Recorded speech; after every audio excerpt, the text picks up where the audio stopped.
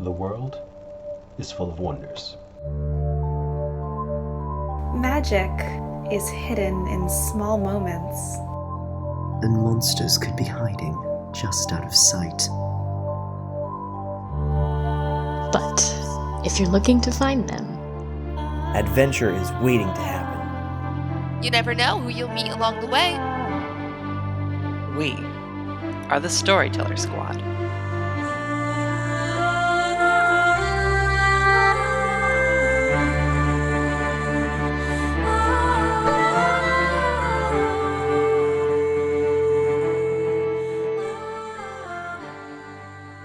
Hello, adventurers! Welcome back to the Storyteller Squad. Thanks for joining us for more Monster of the Week. Before we begin, let's check in with those heroes. So, by any chance did that prophecy say anything about how often I'm going to get my face rolled? Because we could save me a lot of pain and time, I think, if we just get that out of the way right now. I'm Hugo Rashad. Oh boy, do I got a deal for you. This week, and this week only, you get 2 old man secret agents for the price of 1. Order now and we'll throw in a hot young tech whiz absolutely free. I'm Agent Whittaker, and boy, I wish I'd cleaned my trailer before I left. sign me up.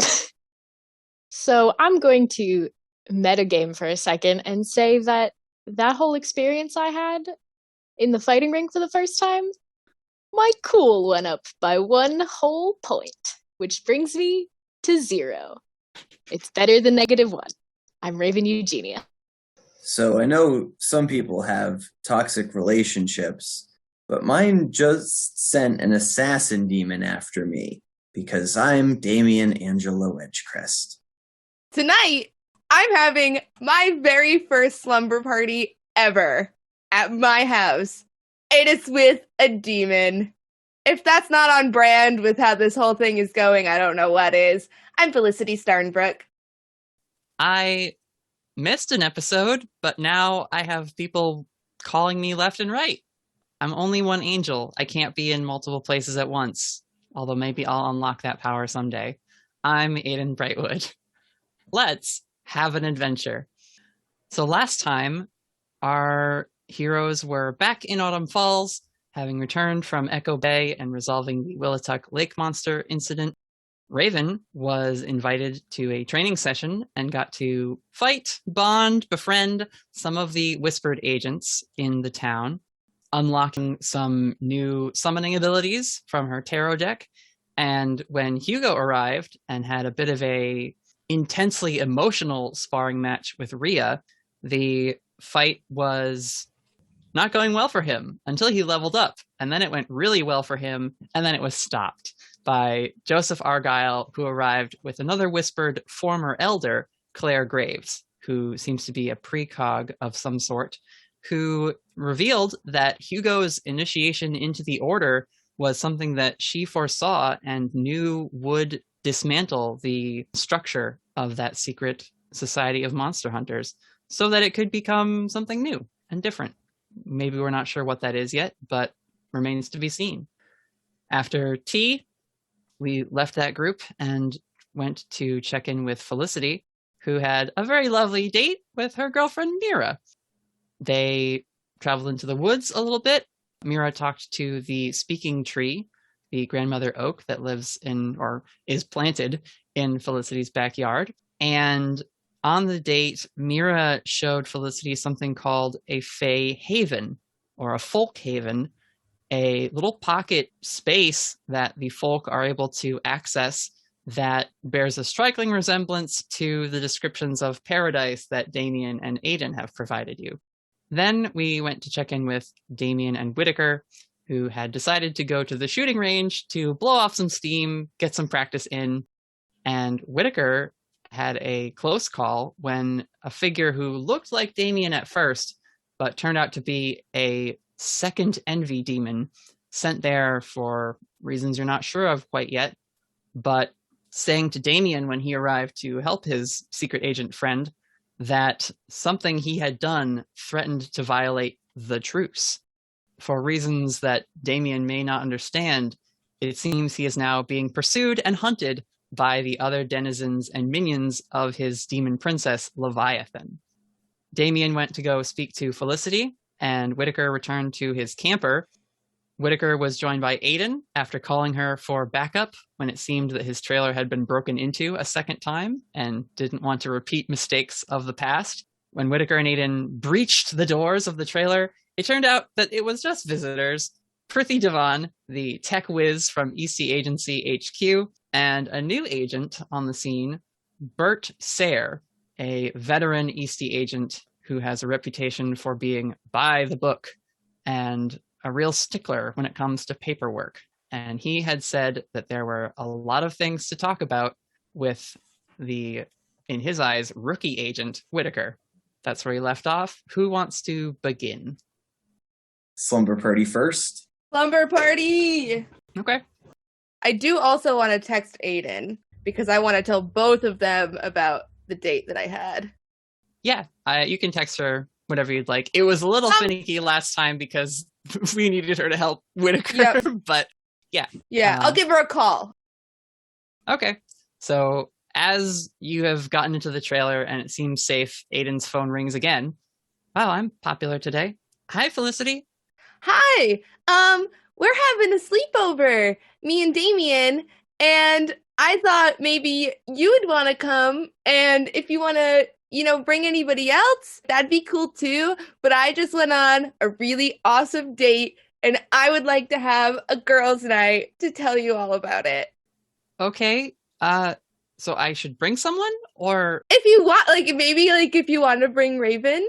I tried to call her, but the signal wasn't really going through. It seems like she's maybe in some place where there might not be too much signal. I'll try her and see if she wants to come. Okay. All right, yeah, I'll be over in a little bit. Okay, bye. I love you. Love you too. Bye.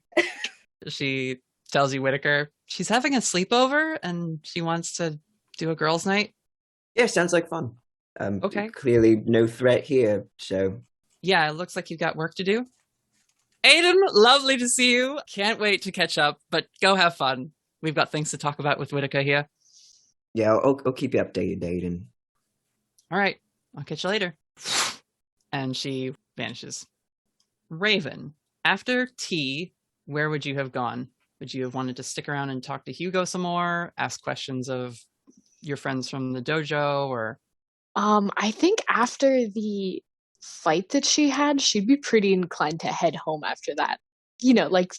Maybe some polite chit chat with everyone else before she heads out, and this time next week, yeah, sounds good. And then she's gonna go home and lay on her floor for a little while.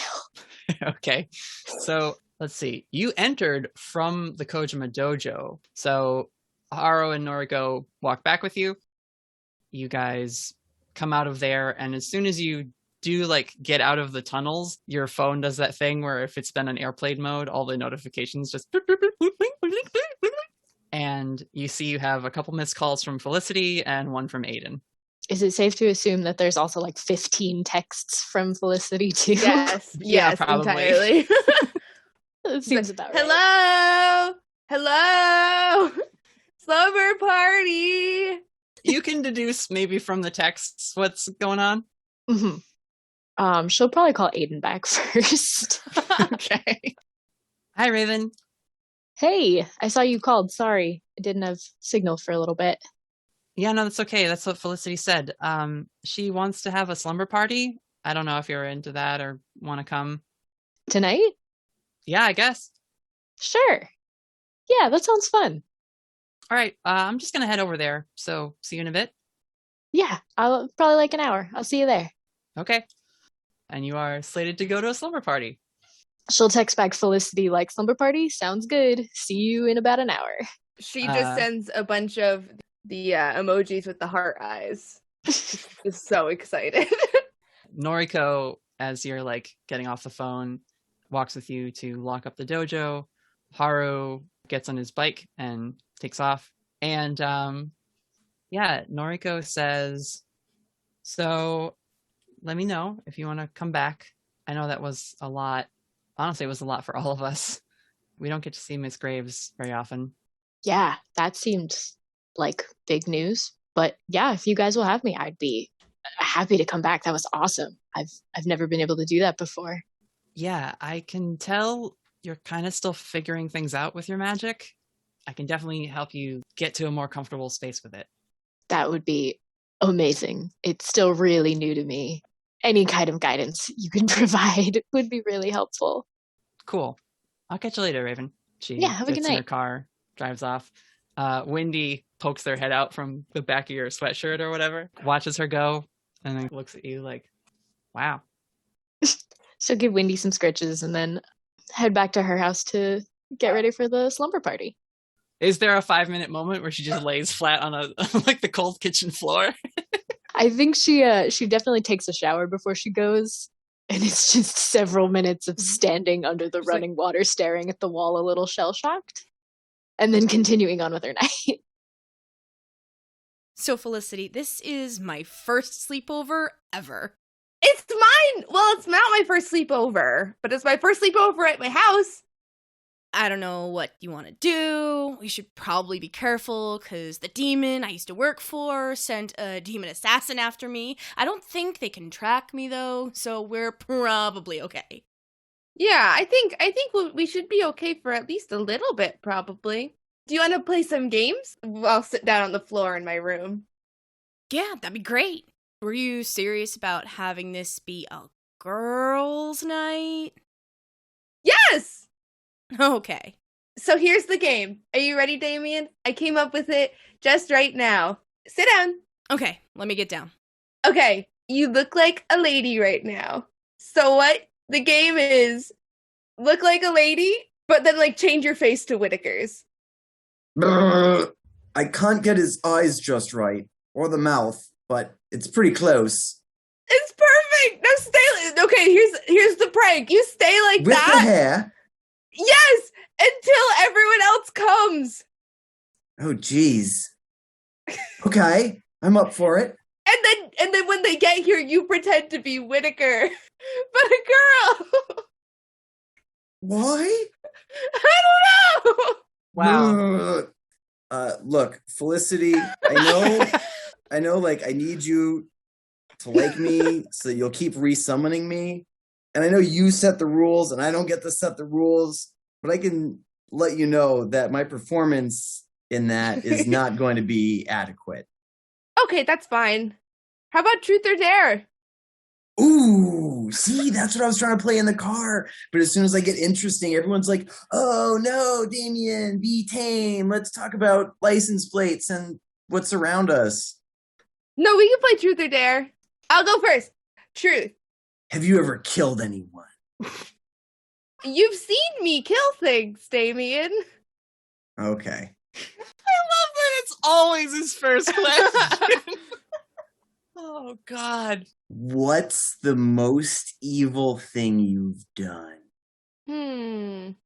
One time, I took the milk out in the morning to make cereal, and then I left it out and forgot to put it back in the fridge.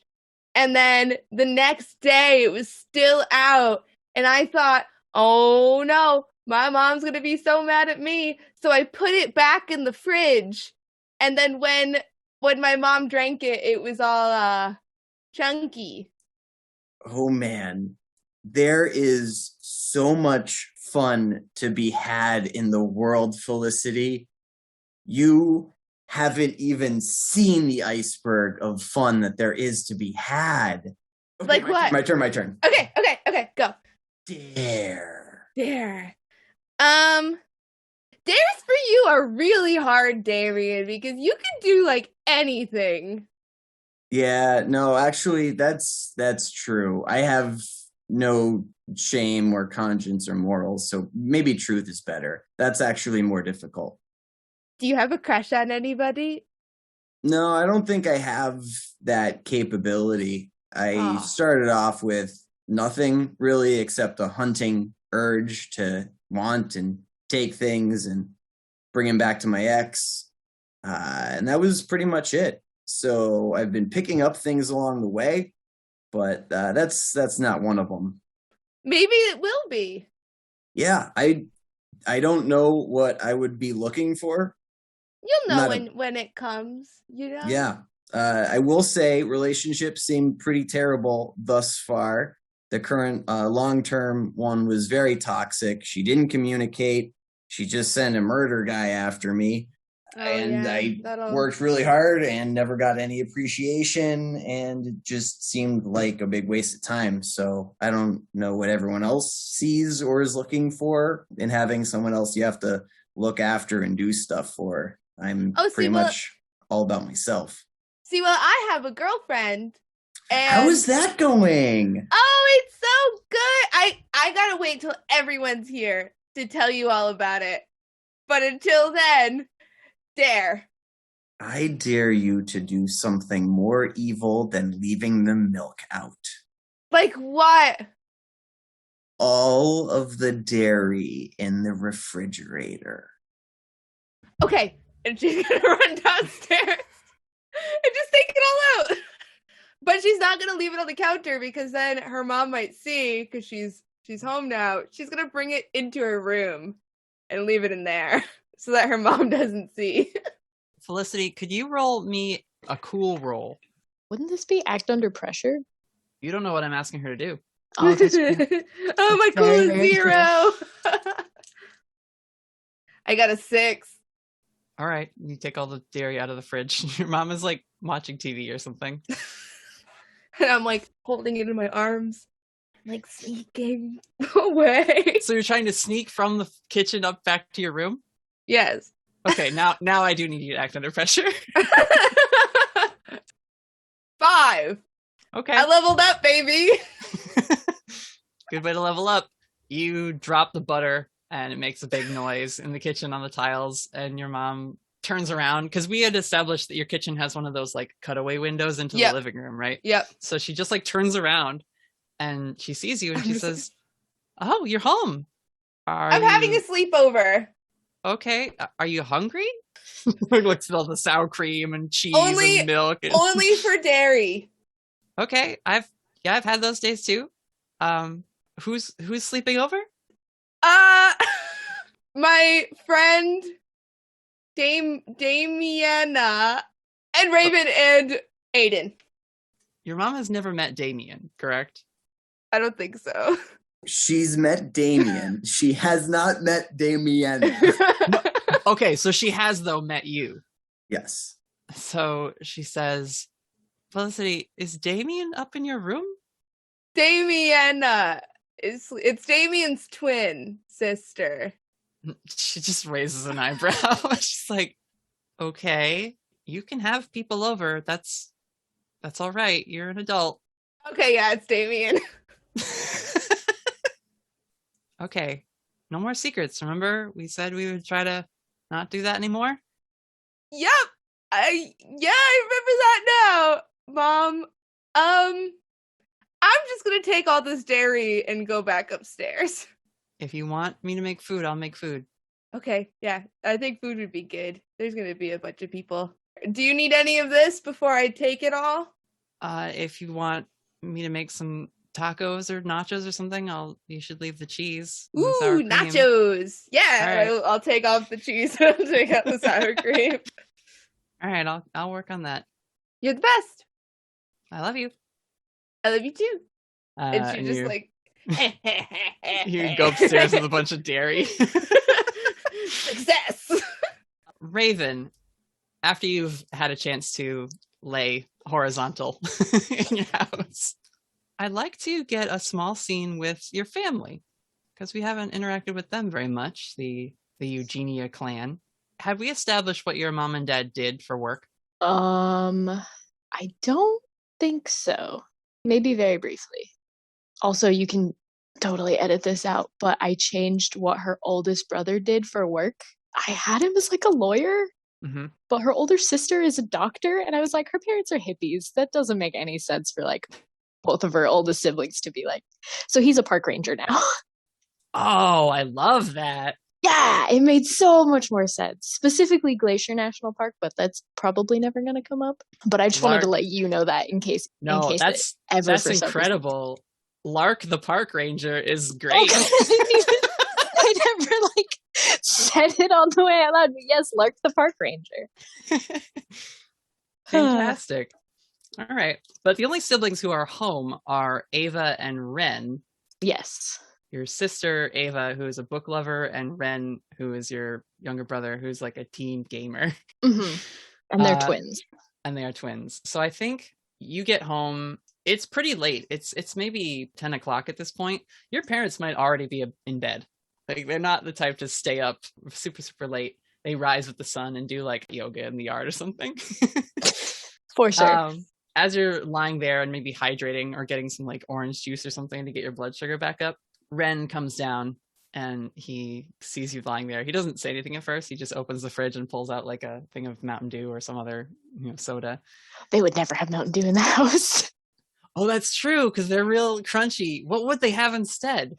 Probably juice, or he'd drink water. Or maybe like Probably seltzer? juice. Maybe Yeah. seltzer. Yeah, that's not super. They're not like crazy, but they definitely would not have Mountain Dew. True. He probably sneaks Mountain Dew sometimes, but probably sometimes. It's definitely not stocked in the fridge. We'll say he pulls just a raspberry lime seltzer or something out, and he says, "What are you doing?" Laying on the floor. Duh. You're weird. And he goes up the stairs. Ava, however, she's also in the living room and sits up, closes the book she's reading. It's like the third time she's read through the Little Women series. Hi, Raven. She'll raise one hand up from the floor and kind of wave at her. Hey. Are you okay? Yeah, I'm good. I'm just taking a rest. And she'll like hold up her orange juice and be like, I'm good though. Your cat, Muffins, comes over and is like doing the cat thing where he's just kind of like nosing your face. Ava says, "You've been really busy lately." Yeah, I know. Haven't been home much. You made some new friends, right? Yeah, I've been hanging with the same kind of group of people. They're cool. Are you still gonna go to the fair with us when it comes to town? Yeah, of course. That's coming up soon. Like end of the summer, yeah. Yeah, for sure. Okay. And she picks up her book and just goes back to reading. I think, yeah, we'll leave it at that. Just a short little introduction of your siblings. You hear explosions and like gunfire muted from upstairs as Ren messes around with whatever game he's playing. Once you eventually pick yourself up, you drive over to Felicity's. Aiden is like outside, just leaning against the fence in such a way that she's out of view from anyone looking out towards the front of the house from like the living room or the kitchen window. And she's just like leaning against the fence, looking a little like hesitant, but she sees you pull up and waves. She's like, "Hi." What are you doing still outside? Are you pretending we came here together? Well, I thought it'd be weird if I just showed up by myself. With no car. Yeah. And also Felicity, I had to tell her mom what I am. Felicity showed her powers and it really freaked her mom out, and so I didn't want to be the only person coming in. Oh. Sorry, I should have brought that up before to the group, but I literally just thought of it as I got here, and she's kind of like pensively like wringing her fingers and hands like That was the day you left the diner, right? Felicity like called? Yeah, it was. That's when, okay. Yeah, that makes a lot of sense. All right. Let's do this. Yeah, so we could just, we could say we came together or something. That's, yeah. All right. Yeah, it's not weird unless we make it weird. We'll go in, we'll say hi quick, and then we'll find Felicity. Okay, great. Felicity, you hear your doorbell get rung. Your mom is in the kitchen, so she'll be able to answer it before you can get downstairs. Cool, I'm upstairs. We're surrounded by dairy. And I have taken the head of a mop. It's like a gray mop, and I put it on my head, and I put on a suit, and I'm doing my best Agent Whittaker impression. We have just been cycling through. No. Poking. Let's hear the voice. We're not glazing over this. Let's hear it. Come on. So as I'm standing up there right before the doorbell rings, I'm like, "Hello, I'm Agent Lonnie Whittaker. I wish these children around me would behave and stop getting into danger, or I might have a literal heart attack because I'm an old man." Wow. The most reductive and yet somehow savage take. That was cold. Yeah. Yikes. So the door opens, Raven, Angela's there. She smiles when she sees it's you and Aiden, and she says, "Oh, good. So she meant what she said. You are here for a slumber party. Right. I'm making some food, and I'll call up when it's ready." Thank you. It's good to see you. Yeah, I'm glad she's having people over. That's, I think, good for her. Yeah, it'll be fun. Angela Raven's gives... already creeping towards the stairs. He's so bad at small talk with people's parents. Yeah. He's like already trying to get out of the room. Angela kind of eyes Aiden with a little bit of like, hello again. And Aiden just gives like a little shy wave, like, hi. And doesn't like say much either. She's also feeling like, I don't want to talk to this woman who is a whole pile of baggage for Aiden just in general now. So you guys go upstairs and you come upon this brutal Agent Whittaker takedown that Felicity is performing. We're just roasting everybody in there. We've cycled through a bunch of other people. I'm too. so sweet. I'd never hurt a fly unless it was a demon, and then I'd smite it. Hi, Aiden. Hello, people. Look at all my dairy. What I'm has become of this terrible session? influence. Raven's just gonna put her bag down and like sit near Damien if he's on the floor and just kind of like, all right, this is what we're doing tonight, and just like join. Aiden goes and walks by Damien, sits on Felicity's bed, and she's like, that's not the insult you think it is.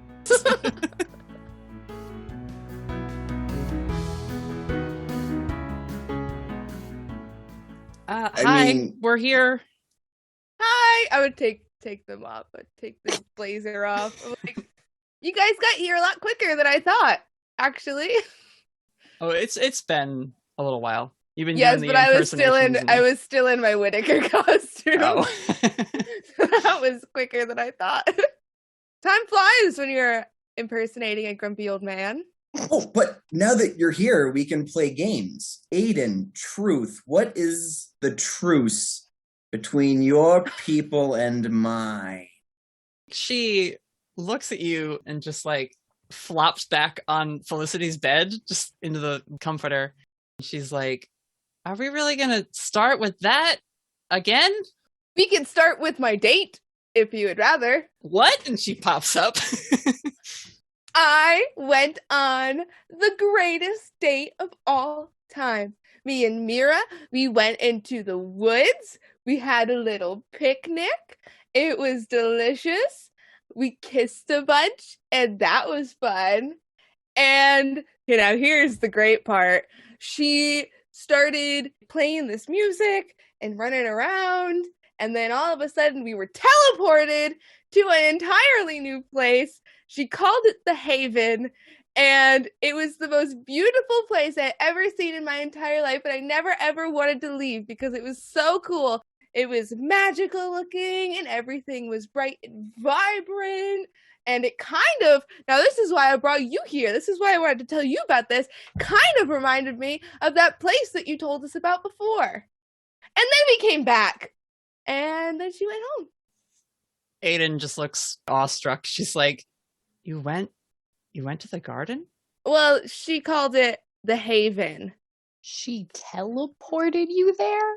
Yeah, it was the coolest thing ever. It was like all sparkly, and then all of a sudden we were there, and there was kind of like a wall, like you couldn't go past like this one part. It looked like a magical wall, and it just felt magical. More or less fun than Earth? Oh, more fun. Next time you get a ticket, sign me up. Yeah, I'd really like to go and check that out sometime. I'll call Mira. Ring, ring, ring. Felicity Starnbrook! Mira!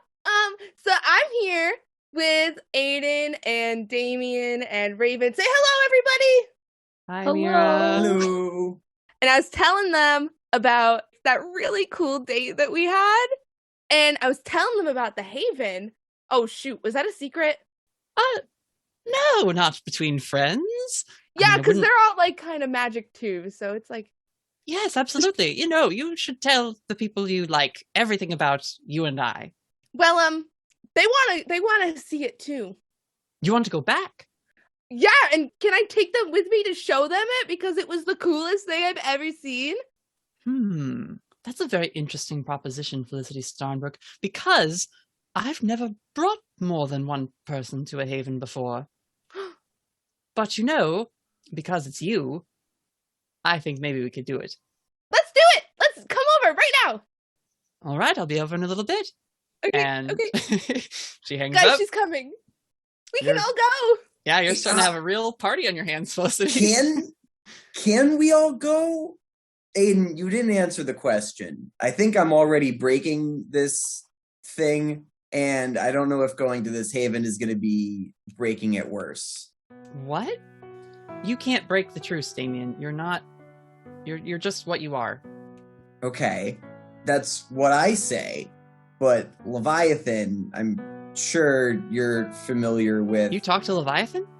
No, not directly. She sent an assassin group after me. Okay. And he was like, "Abomination, you're breaking the truce," and like trying to kill me. That doesn't make any sense. Yeah, I thought you'd be better at truth, but you've been avoiding it, She looks troubled now at this news that you're being attacked by your own kind, as it were. And she stands up and comes over to you, and her hand starts to glow golden. Can I check something? I'm just gonna check something. I'm not gonna hurt you. He looks at Felicity. Yes. Listen, you wanted a truth. I will not hurt you. Yeah, you're good. Okay. Puts her hand on your shoulder, and that gold light travels through you. You're in a human form, right? Are you just in a like a Damien pick? Yeah. Yep. One of the many catalogs of stunt doubles that you transform into. Yes.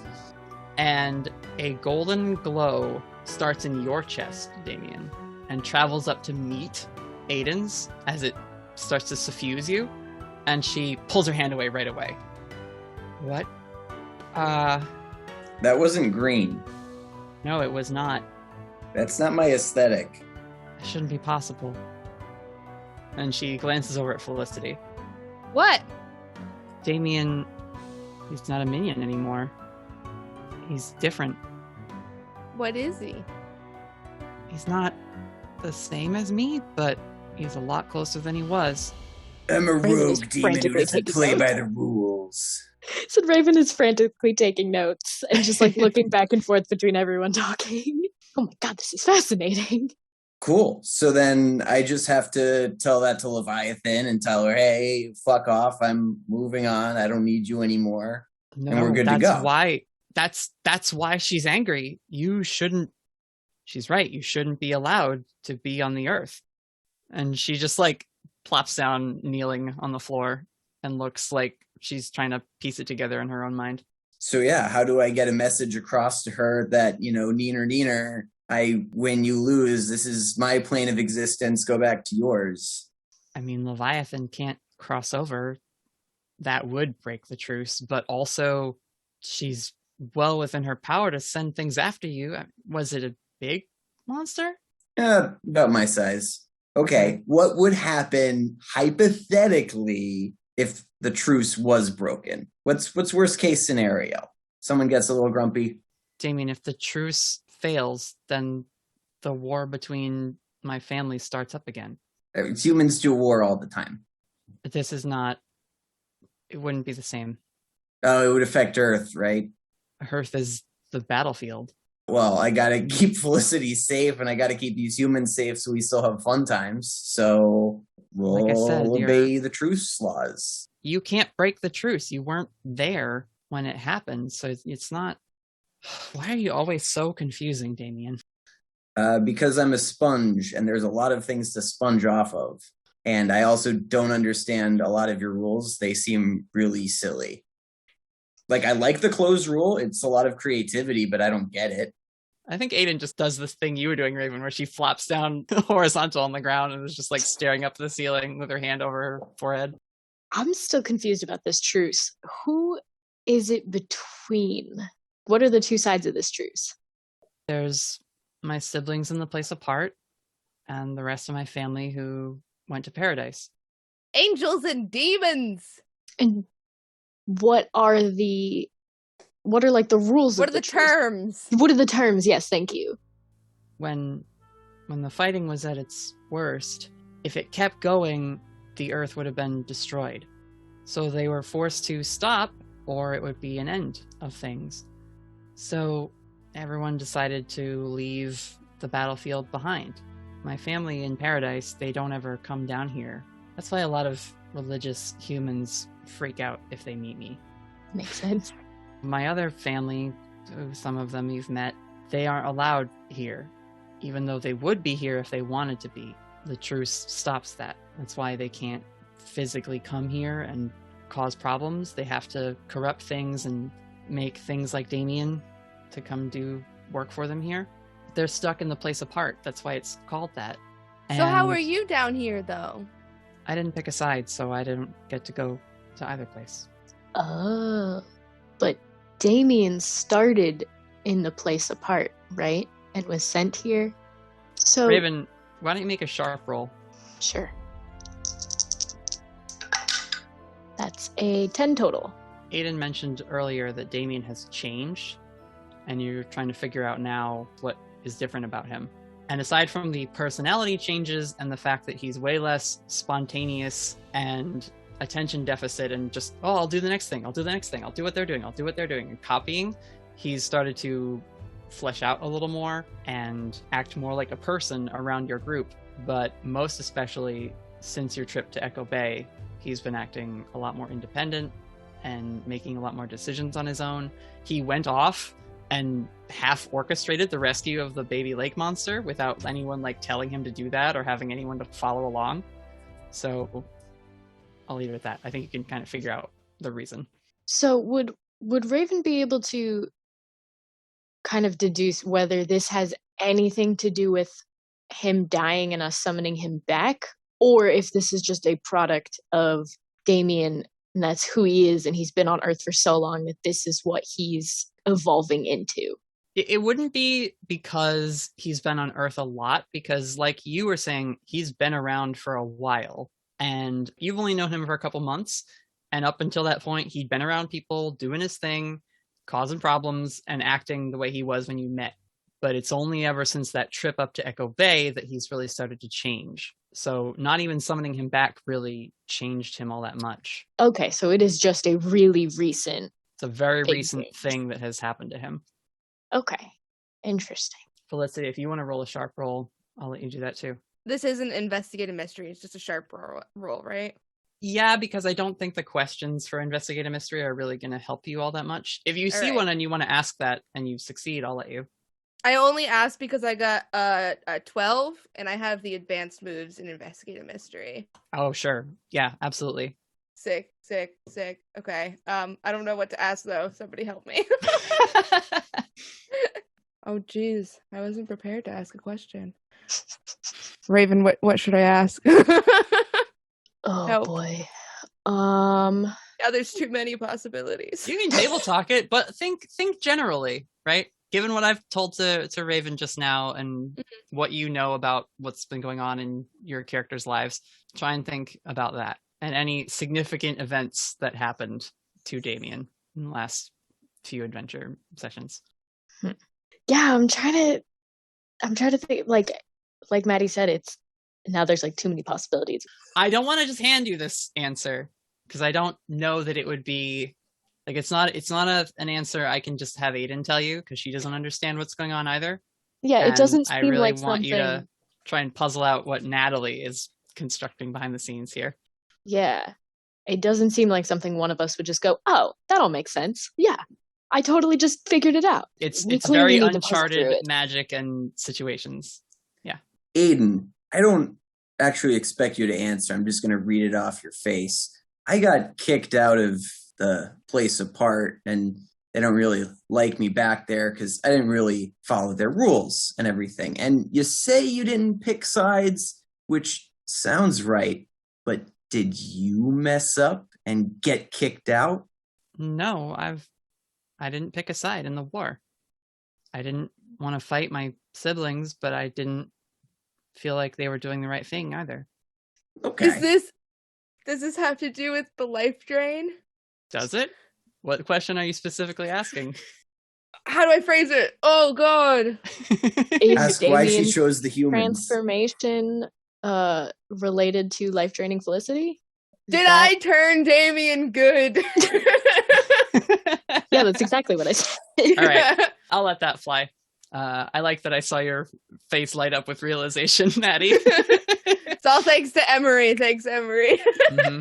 So, Felicity, you are sitting there thinking about all these things. Raven brings up that Damien's changed really only ever since the trip. And then you look at Aiden, who looks upset and confused and unsure of what's going on.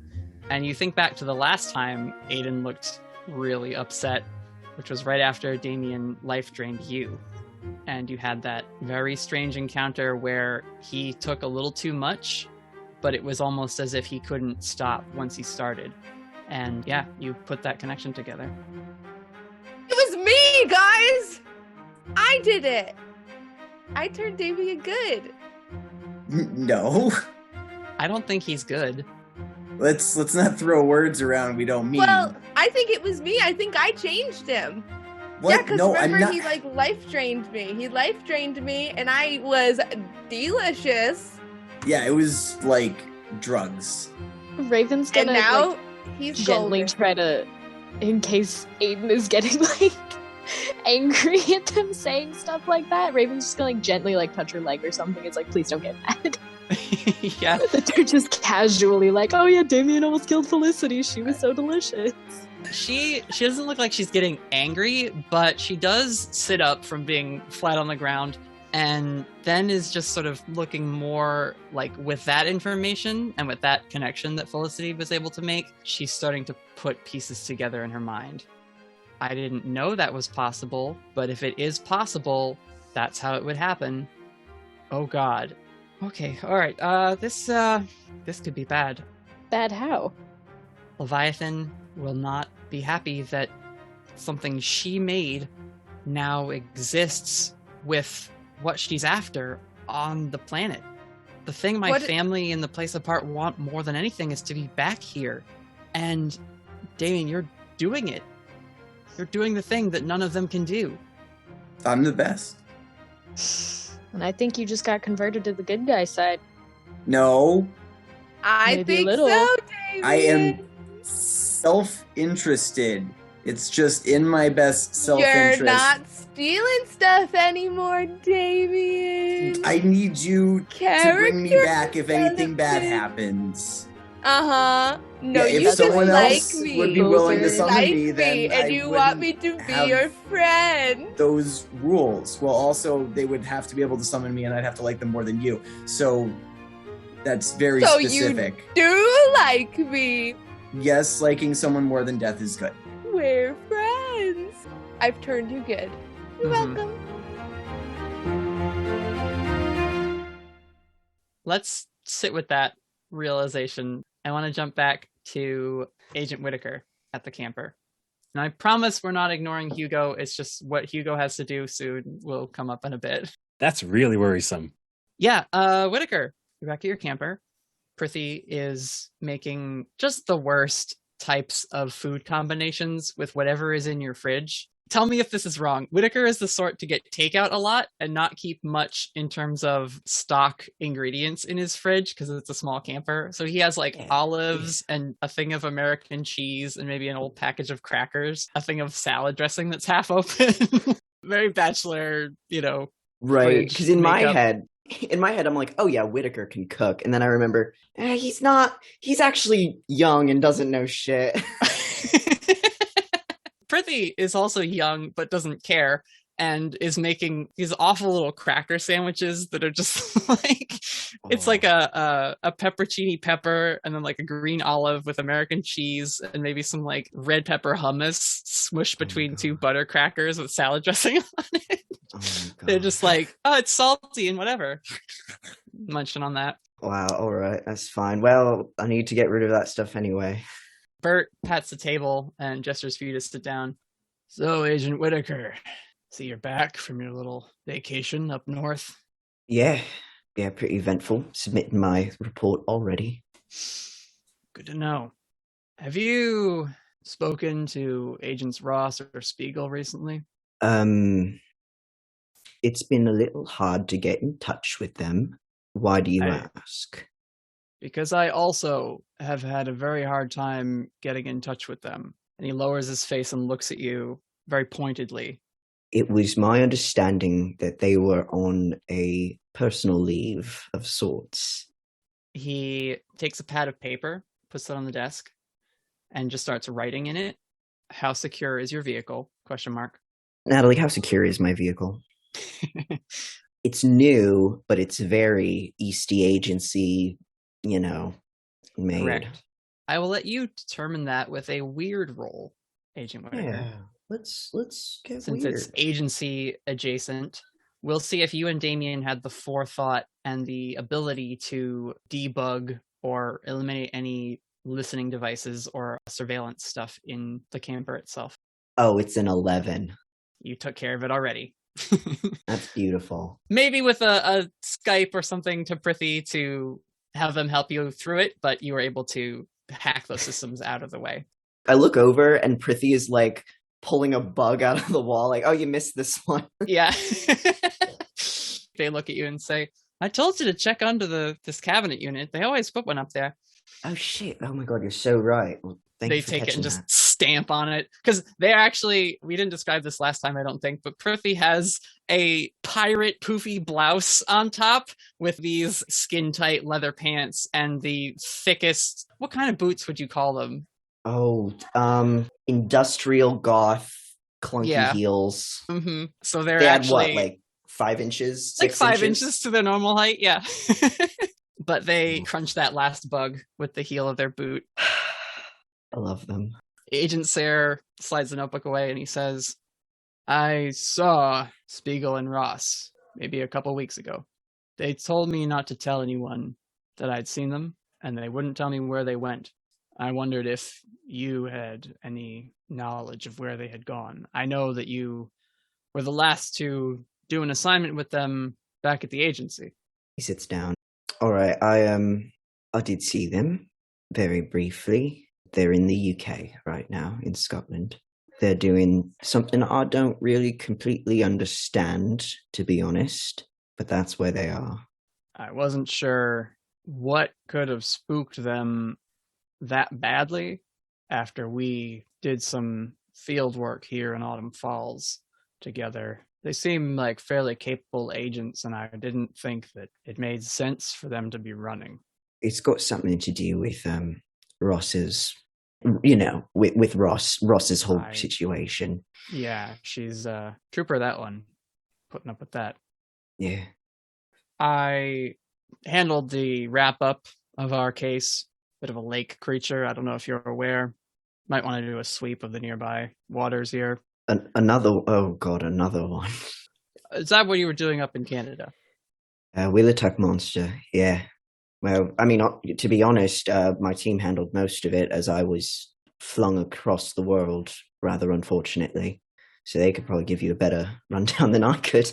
Well, I'm not here to compare war stories, Whittaker. I went back to the agency, and I tried to find out what it was that could have sent those two running for the hills. And I read the official report on the radio ghost, as he was coined, but that didn't seem like it was enough. Anyway, my curiosity wasn't satisfied for the first time in a decade of working for the agency.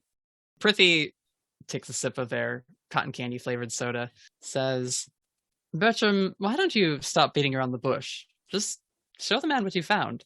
And he opens the briefcase that he's got on the desk and takes out these old reports and hands them to you. They're on paper that doesn't even look like it would fit in a modern printer anymore. Some of them have handwritten notes in the margins on them. Some of them have bits of film, like literal just raw film, stapled to them and attached and stuff. And he says, Divan has filled me in on what you suspect at the agency. Right, all right. It's actually a funny story. I was about to head down here to come see you, Whittaker, and ran into Bertram at the garage. And, well, it was sort of a meet cute, as it were. And they wink at Bertram, who just is like, Prithi, please don't spill everything you know about the agency just because of a good meet cute. Whittaker, I was very professional about it. Bert is like, I can be a little intimidating if I need to be. I believe you.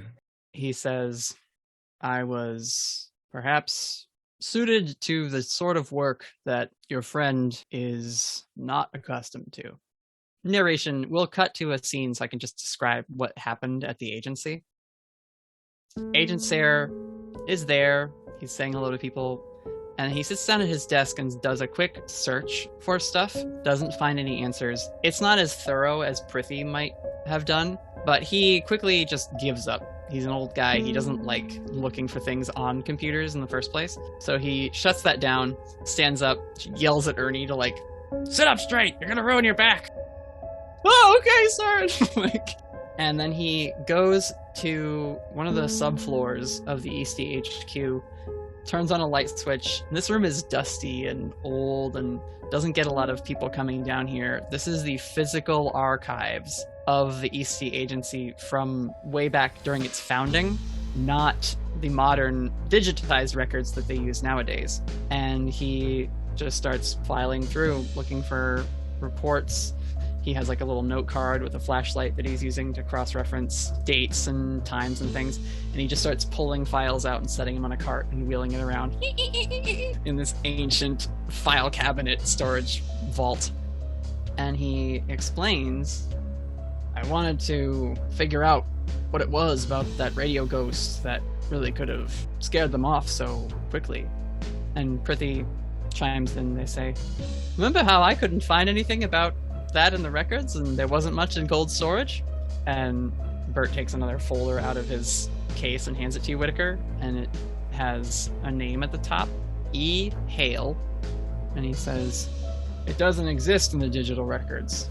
It's a cold case from a long time ago, before I was even an agent. And if you flip through that, you can see pictures of a tall, thin, almost farm suntanned looking guy from around like turn of the century almost. And then other pictures of him in black and white photos from later on. And then just a document report of how he was killed in a equipment accident. And just so I'm remembering correctly, E. Hale was one of the names of the people who recovered the radio for the radio ghost. Or like, that's the name that we saw on... That's the name that was on the label, yes. On the label, got it. And he says, it was a lot easier to falsify documents when there weren't traces you could follow back and older versions to look up. There's a lot of things in cold storage. Nobody ever really spends a lot of time down there looking at things. It's just the folk maintaining the temperature and the vaults and the seals on all of the cases. But I noticed something on the computer. He pulls out a modern printed sheet, and it's just deliveries and sales of receipt and things like that for unmarked packages. And he says, these have all been delivered to Director Eastey. I tried to get Prithi to confirm what they were, where they came from, and I couldn't. What's the date on those, the printed sheets, or is it from just like...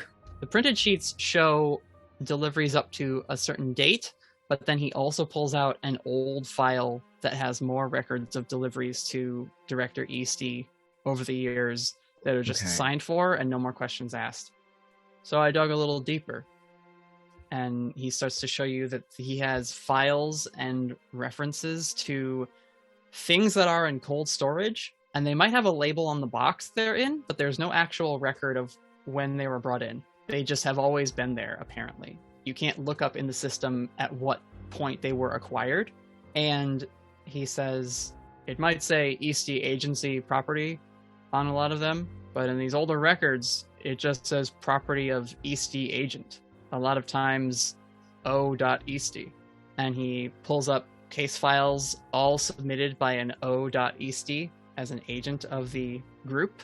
And he says, this one's from 1912. This one's from the end of the Second World War, and this one is a copy I made of the agency charter. And he slides that across, and it is a draft basically instating the Eastey Agency as the paranormal protection force for the United States.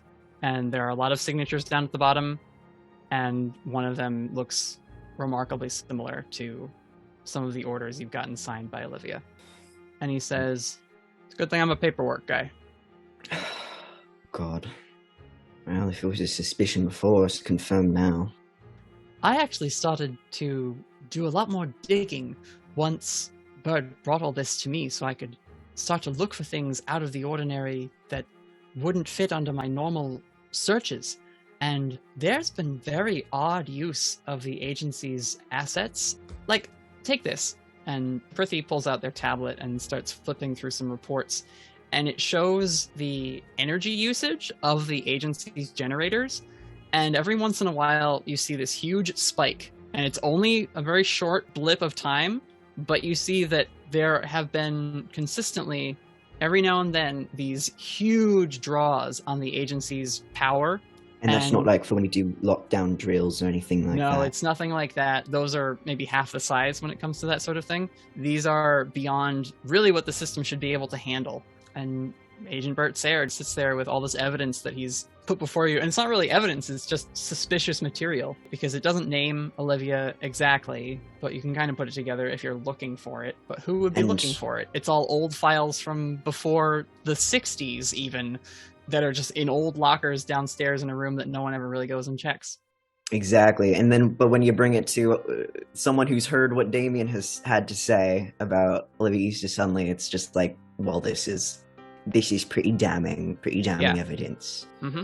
Agent Sere just looks at you with his hands steepled, and he says, "So what are we going to do about it?" I've been trying to come up with an answer to that for weeks now, actually. I guess, what do we know for certain? Olivia Eastey's a vampire, or something of the sort. She's been running this operation for ages. We know she's doing something for King O. Natalie, is that look you, that Natalie, or Bert Sere? No, okay. That look is, sorry. That look, yeah, we're role-playing in a video, but yeah, Agent Bert Sere cocks his head a little, and he's like, "King O?" You remember a couple of years back, the run-ins in Portland with King Octopus? Yeah, we never caught that guy.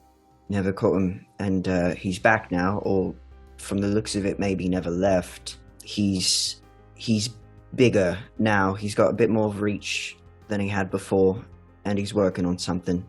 They're working together. One of my team overheard Olivia Eastey talking to him on the phone like they were chummy, and we know King Octopus is gearing up for something big. He needed a whole Thunderbird for it, apparently. And come to think of it, he had an agent up north. He had an agent in Canada who's trying to get the Whittaker monster, or something of the sort. We weren't really sure what was going on. And he's pulling from forces that are a little more dangerous than what he had at his disposal before. I'm wondering if the energy spike has something to do with what she's doing for him. They're working on something, and I'm not sure what it is. The biggest thing is that we don't know how to make a move on her. She's untouchable at this point. I'm certain the minute she caught wind that we were onto her, this would disappear, and so would we. I've been thinking about going in for the kill, but my worry is she's got plenty of brothers and sisters to come in and take her place. I don't imagine it would be a very permanent solution as much as I'd like to think it is. Yeah, the whole family might be in on it. In fact, that's more than likely. We don't really see them around. And he points at some of the photos and reports on your desk, and some of them, rather than O Eastey, have things like H Eastey, M Eastey, different Easteys who were actually agents at one point or another who were submitting reports back in the day. So, I mean, yeah, honestly, I'm not sure, and I hate being in this position. The best we've thought of so far, my whole team knows that they're aware of this as well. The best we've got so far is just try to figure out what the hell is going on at the very least. Because it's hard to strike back at something when you don't even know what's going on. And you think your team of these rookies, these interns Prithi was telling me about, are ready to take on a vampire? Oh god, no. Absolutely not. As much as your confidence might inform you, Damien. And honestly, I kind of wish they never got involved. But I'd rather they know and, put some distance between them than not know and continue working for the agency. The danger of the agency at this point is we don't know how many people are in her pocket, whether Right. they're loyal to her or they're loyal to the ideals that we're meant to be upholding as agents. Might have her name on the plaque, but I don't think she defines what we're about. Of course. I mean, yeah, plenty of the people I know at the agency joined because they just want to protect some people, hunt a monster or two. I've honestly not been sure who to trust. I figured Prithi, if they didn't know already, they'd better. So they're the only one I've told right now. Did we get around to telling Spiegel and Ross? I think we ran out of time before we did. You did not mention the Olivia Eastey problem to either of them. No. Right. Okay. And they aren't even... It's sort of a false equivalency, right? So Agent Sere discovered all this stuff trying to figure out why they booked it, but he has no idea about any of the stuff relating to the Giant's Cavern, Ross's sword, etc., etc. But because he's the type of person to go look in all the old and unsuspecting places, he came up with all this evidence to something else and was like, holy crap, I have to contact somebody. And Whittaker was the last one to see Ross and Spiegel, and so he only now is realizing that maybe they didn't leave because of this. Yeah, all right. I think while we're working towards figuring out what's going on, it would be a good idea to kind of suss out who might be best helped by letting them know what else is going on, because I don't think I think we need as many people as possible on our side. On our side, yes. At the agency, maybe not. You start That's a running a fair coup at headquarters, as careful as anyone is, we're in a business of finding out secrets. Yeah, I suppose you're right. Prithi says, Whittaker, if your team isn't ready, then maybe what you really need to do is take your time and make them ready. I think that's as fair an idea as any. Yeah, I haven't been sure for a while if I wanted to take them all on, but they've proven themselves time and time again, and I do think this is something they could rise to. They're definitely willing. They're more than willing. All they need now is practice. Prithi nods, because they have met your team.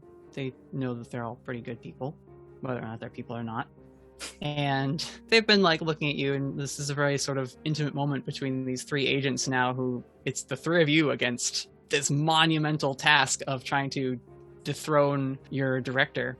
But Prithi, after there's that moment of pause, their eyebrows shoot up and they're like, Whittaker, should that be coming out of your sink? Whittaker turns around.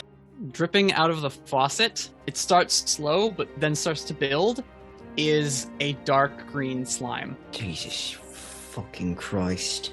I can't catch a break. Nope.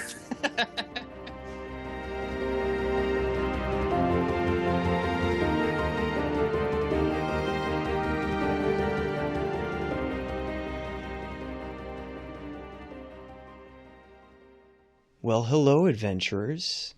Guess who's hijacking the podcast's ad break today? It's your favorite envy demon, Damien Angelo Edgecrest. Today's episode is brought to you by Mechanic Advisor, which is a full-service marketing platform, online auto repair shop directory, and provider of telematics. Mechanic Advisor helps repair shops acquire new customers and drives existing customers back to the shop to perform regular maintenance and necessary services. Each tool and service is designed to build and improve the relationship between car owner and repair shop through loyalty, trust, and communication. Who would want any of those things is beyond me, but that's what it says. If you're looking for the best auto repair shop in your area, or simply want to learn more about this amazing Boston-based startup, please visit mechanicadvisor.com today. Oh, that reminds me. I can't let the truck break down on the road and get Felicity in trouble. I've got to go find Whittaker and make sure we take the truck to get looked at. See you later, adventurers.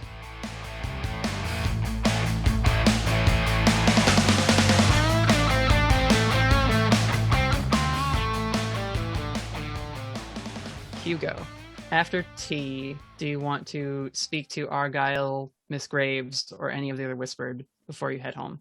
Probably should. I'm just not sure of what. Otherwise, honestly, he was going to go and buy a new phone. Okay. He Interesting. made a promise. All right. Well, it's late. So you maybe swing by a phone store on the way home just to check when its hours are open. So you can come back in the morning. You'll have to just come back when you have a day off or a morning free to come and do that swap. It will say it's been like an hour because you're biking and you maybe talk to Argyle or Claire a little bit after everyone else had left and they tried to perk you up a little.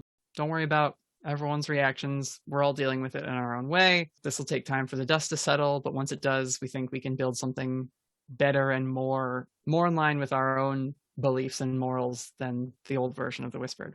And I don't want to imply that the other Whispered were doing absolutely evil things. It's just they had very hard lines that they weren't allowed to cross because that was the tradition for thousands of years. But your chapter at least have decided that you are going to take a more modern approach to monster hunting and protecting people. As you look at your old Nokia, your phone actually lights up. Does Hugo keep the numbers in there under names, or is he the type to just memorize people's numbers so that he doesn't have to have names in his phone? Generally, memorization. Generally. The number that pops up is Ria's, actually. He's going to look down at it very confused and slowly answer. Hugo? Yeah, Ria, what's up? Where are you? You need to come to the practice right away. I just left an hour ago. No, not the museum, to the practice. And you hear glass shatter, and you hear that roar of Zuri in her were-tiger form on the other end of the line. Okay. It's coming from my father. Okay, at that, he immediately says, on my way, closes his phone and just books it. So, Hugo, you take off towards Singh's family practice. Felicity and Raven and Damien and Aiden. You guys are at your sleepover. You've come to this realization that Felicity has changed Damien in a certain way. Aiden has explained a little bit more about the truce. You're thinking, I wonder when my mom's going to finish the nachos. And you just hear a scream from downstairs. Is it like a terror scream? It's not like an ouch, I burned my hand on the nacho pan scream? Absolutely a terror scream. All right, I run downstairs. I'll be like, guys! Does Damien know that Felicity's mom knows magic things? No, he doesn't. Okay, then he would just follow closely behind. Unless Felicity told you during this slumber party, but I don't think she has. I talked about it a little bit while we were camping, I think. That's true, yeah. So actually you do know, Damien, that Felicity came out to her mom about magic. Damien phases through the floor, from the second floor to the first. You phase and drop into the hallway that leads to like the bathroom and a storage closet in the laundry room. And you see prying open the back door of the house is a black slime creature. Then Damien's gonna run out of the phase through the wall of the house that creature is on to try to lead it away. Okay. Once you plop down through the ceiling, the creature, which has no face and doesn't really have a human or physical form, it is literally a just animated pile of black sludge that is using tendrils to try and pull the door open past the lock and break it. Felicity's mom is just in the kitchen, backed up against the counter, just like, what is that? As soon as I get downstairs, I'll say, hey mom, leave, please. Raven, let's go. Your phone rings. Who does it say it is? Alice Ward. All right. She's gonna answer it, and she'll be like, hey, now's not a good time, what's up? I don't know what is happening, but something's going after Richards. Oh, are you being attacked by a slime monster right now? It's this huge crab thing! Oh, okay. We have a slime monster here right now. Do you have anything to check? Your friend said he went across the ocean. Can you please come and help us? Where are you? We're in Echo Bay. We didn't leave. Oh, we're back in Autumn Falls. We're really far away from you. Aiden Raven's gonna glance over looks at and she's like, who is it? What's going on? Oh my god. And sees the slime monster just coming in through the house. It's Alice. They're in Echo Bay. They're getting attacked right now by a crab creature. She's gonna put Alice on speakerphone. Damien, if you hear crab creature, you know that sounds like another one of Leviathan's minions.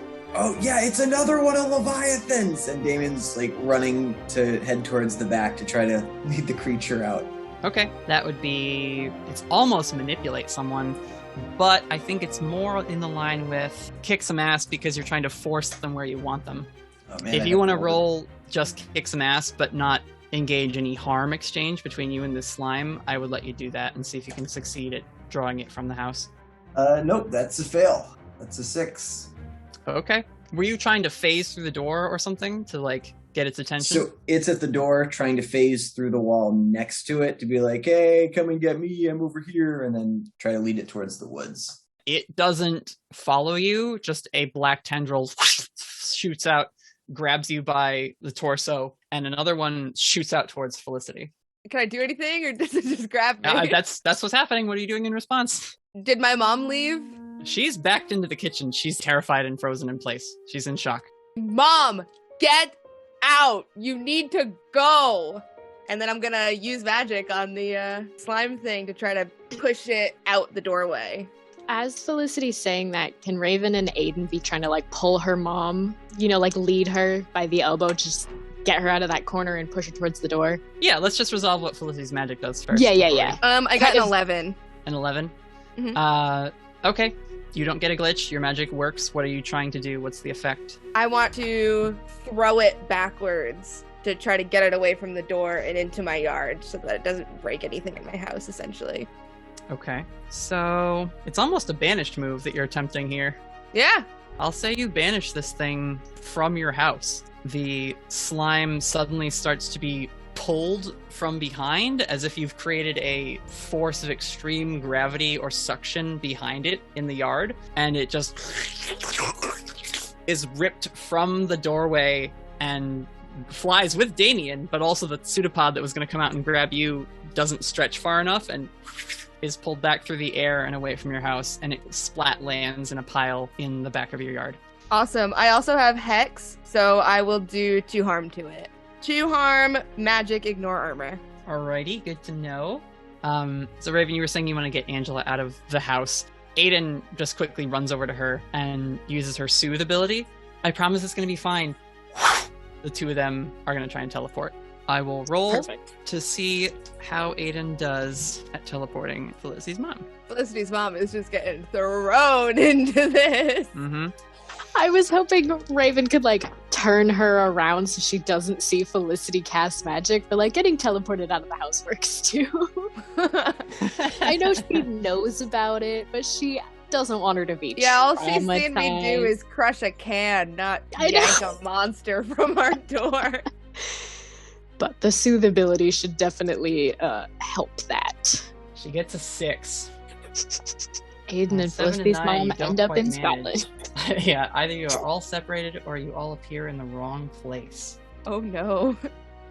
I don't do it often. I'm going to burn one of Aiden's luck to make this work.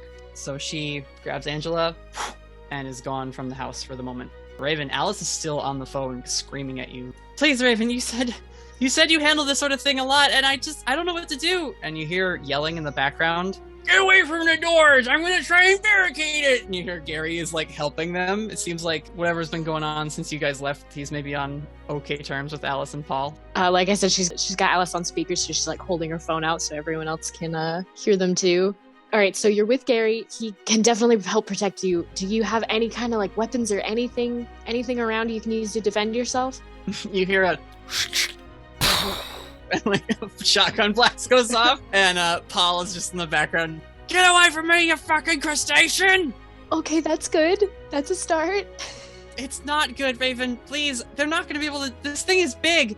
How big? And the phone goes dead. Send Aiden there. She can get there. Well, Aiden just took your mom somewhere. Aiden runs in the front door. I put her in the car. Is that? That's fine. Perfect. Go help Alice. Can you get to Echo Bay in one jump? I've been there before, yeah. Are we going? Not we. Felicity, do you and Damien have this handled? No, Damien, hell yeah. by the way, is out in the yard just... I think we got this. It's making a hissing whine the whole time. It's not articulating sound. But Damien, you can hear it through demon magic. And it just says, the mistress calls you home, traitor! Raven, it's me. I can kill anything. Go help Aiden. That's true. Okay. And Raven's gonna not quite hug Felicity, but put a hand on each shoulder and be be safe, okay? Always. We'll be back. All right, You too. Aiden's got her hand extended. As soon as you grab it, Raven, she's gonna teleport you guys. Now let's see if she can do better on a roll to get you there. God, I hope so. Oh God. Oh no. Yeah, she has to roll every time she teleports with not just herself. Oh no. Is there anything Raven can do to help? Not when she rolls snake eyes. Please. No. Okay. It's the dice. It's the game. She's my gonna follow God. the rules. Oh my God. Alice, she's gonna die. I'll say this. You guys appear. You're at Echo Bay. Swoosh. Oh no. You land in the middle of the lake. The middle? Yep. You're in the middle of the bay. Oh my God. Jeez. She just comes up sputtering. Raven's just treading water like, okay, we're here, I'm sorry, right? I'm not good at it yet. I haven't done it in a long time. It's okay. We'll figure this out. Come here. Hang on to me. Raven will swim over. She can fly. That's one of her abilities, so she's gonna fly with you up out of the lake and head towards the Echo Bay Camping Center headquarters. Raven went from grabbing her like, oh, she's gonna teleport us again. As soon as they lifted out of the water, she's doing the sloth thing of completely clinging around her, squeezing for dear life. Absolutely terrified. Whittaker, we're gonna jump back to you actually. In the camper, this green slime very quickly starts to just run like you had turned the faucet on and bubble over the sink. Prithi stands up and is like, Whittaker, what the fuck? Prithi, get out of here. Get out of here right now. I'm going to make a roll to act under pressure as Prithi. What is Prithi's playbook? I have to know. They've got their own playbook. It's homebrew. They wrote it themselves. Prithi doesn't have a playbook yet, but if I had to pick one for them, Expert is pretty good. Has things like often right. I've read about this sort of thing. Precise strike. It has dark past. Honestly, Prithi is probably a mix of crooked and something else because they started as a hacker. Yeah. That then was recruited, you know? Yep. Yeah, so I'll have to come up with an actual playbook for them. But act under pressure is a cool move. Prithi's the coolest fucking character in the whole Prithi podcast. has a +4 to cool. Prithi has a +3 to cool at least, which is enough to bump them into a mixed success. They go for the door as you say, get out of here. And they get to the door, but the green slime shoots out at them. I would like to roll to protect someone. Go for it. The worst outcome is that when you thought this monster was coming after you, is actually coming after them. It's a 7. On a 7, you're going to suffer some or all the harm they were going to get. Yeah, that's fine. Okay. How do you protect them? What's it look like? I'm going to run forward, get in between them, and I forget if this works. So Whittaker also forgets if this works. He's gonna smash his salt shaker over the demon's head, or he's gonna smash some salt onto this fucker.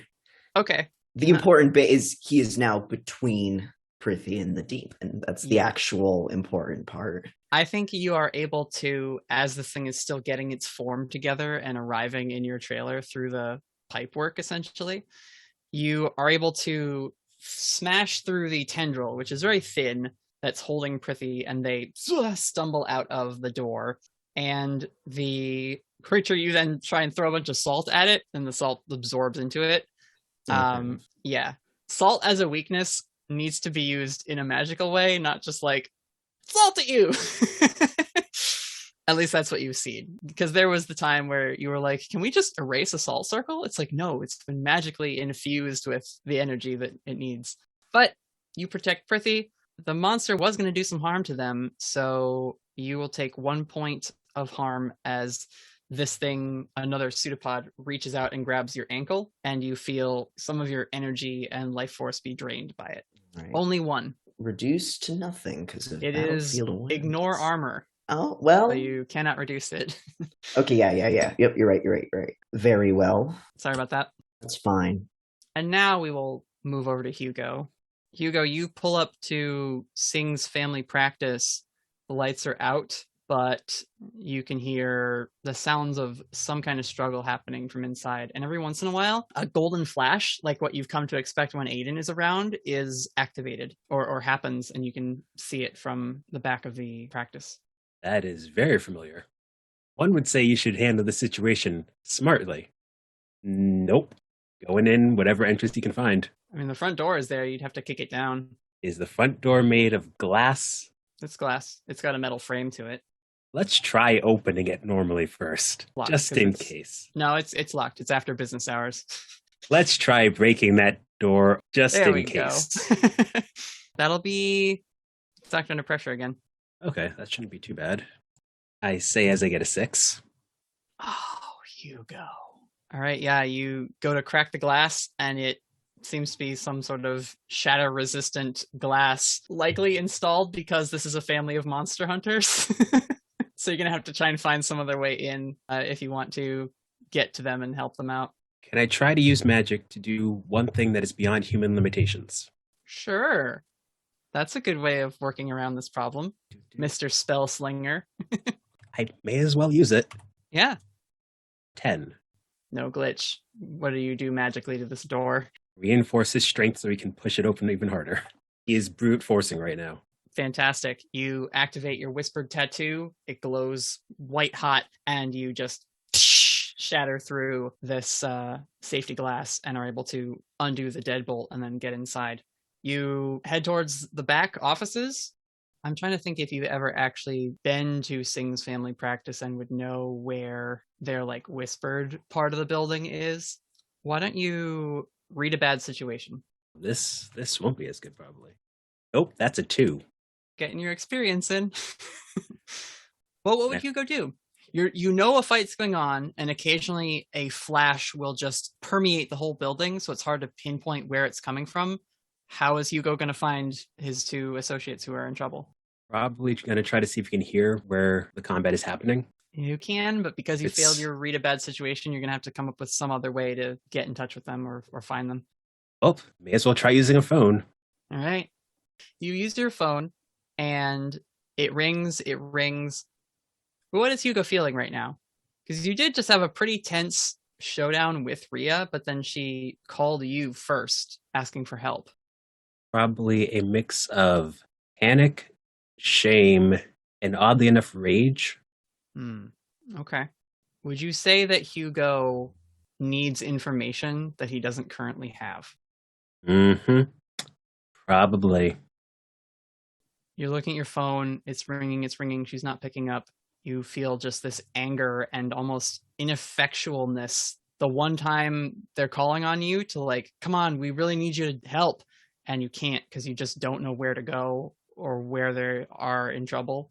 And in the shadow, because it's dark out, a chair shadow forms into the silhouette of a man. And you hear, well, friend, do you need another story?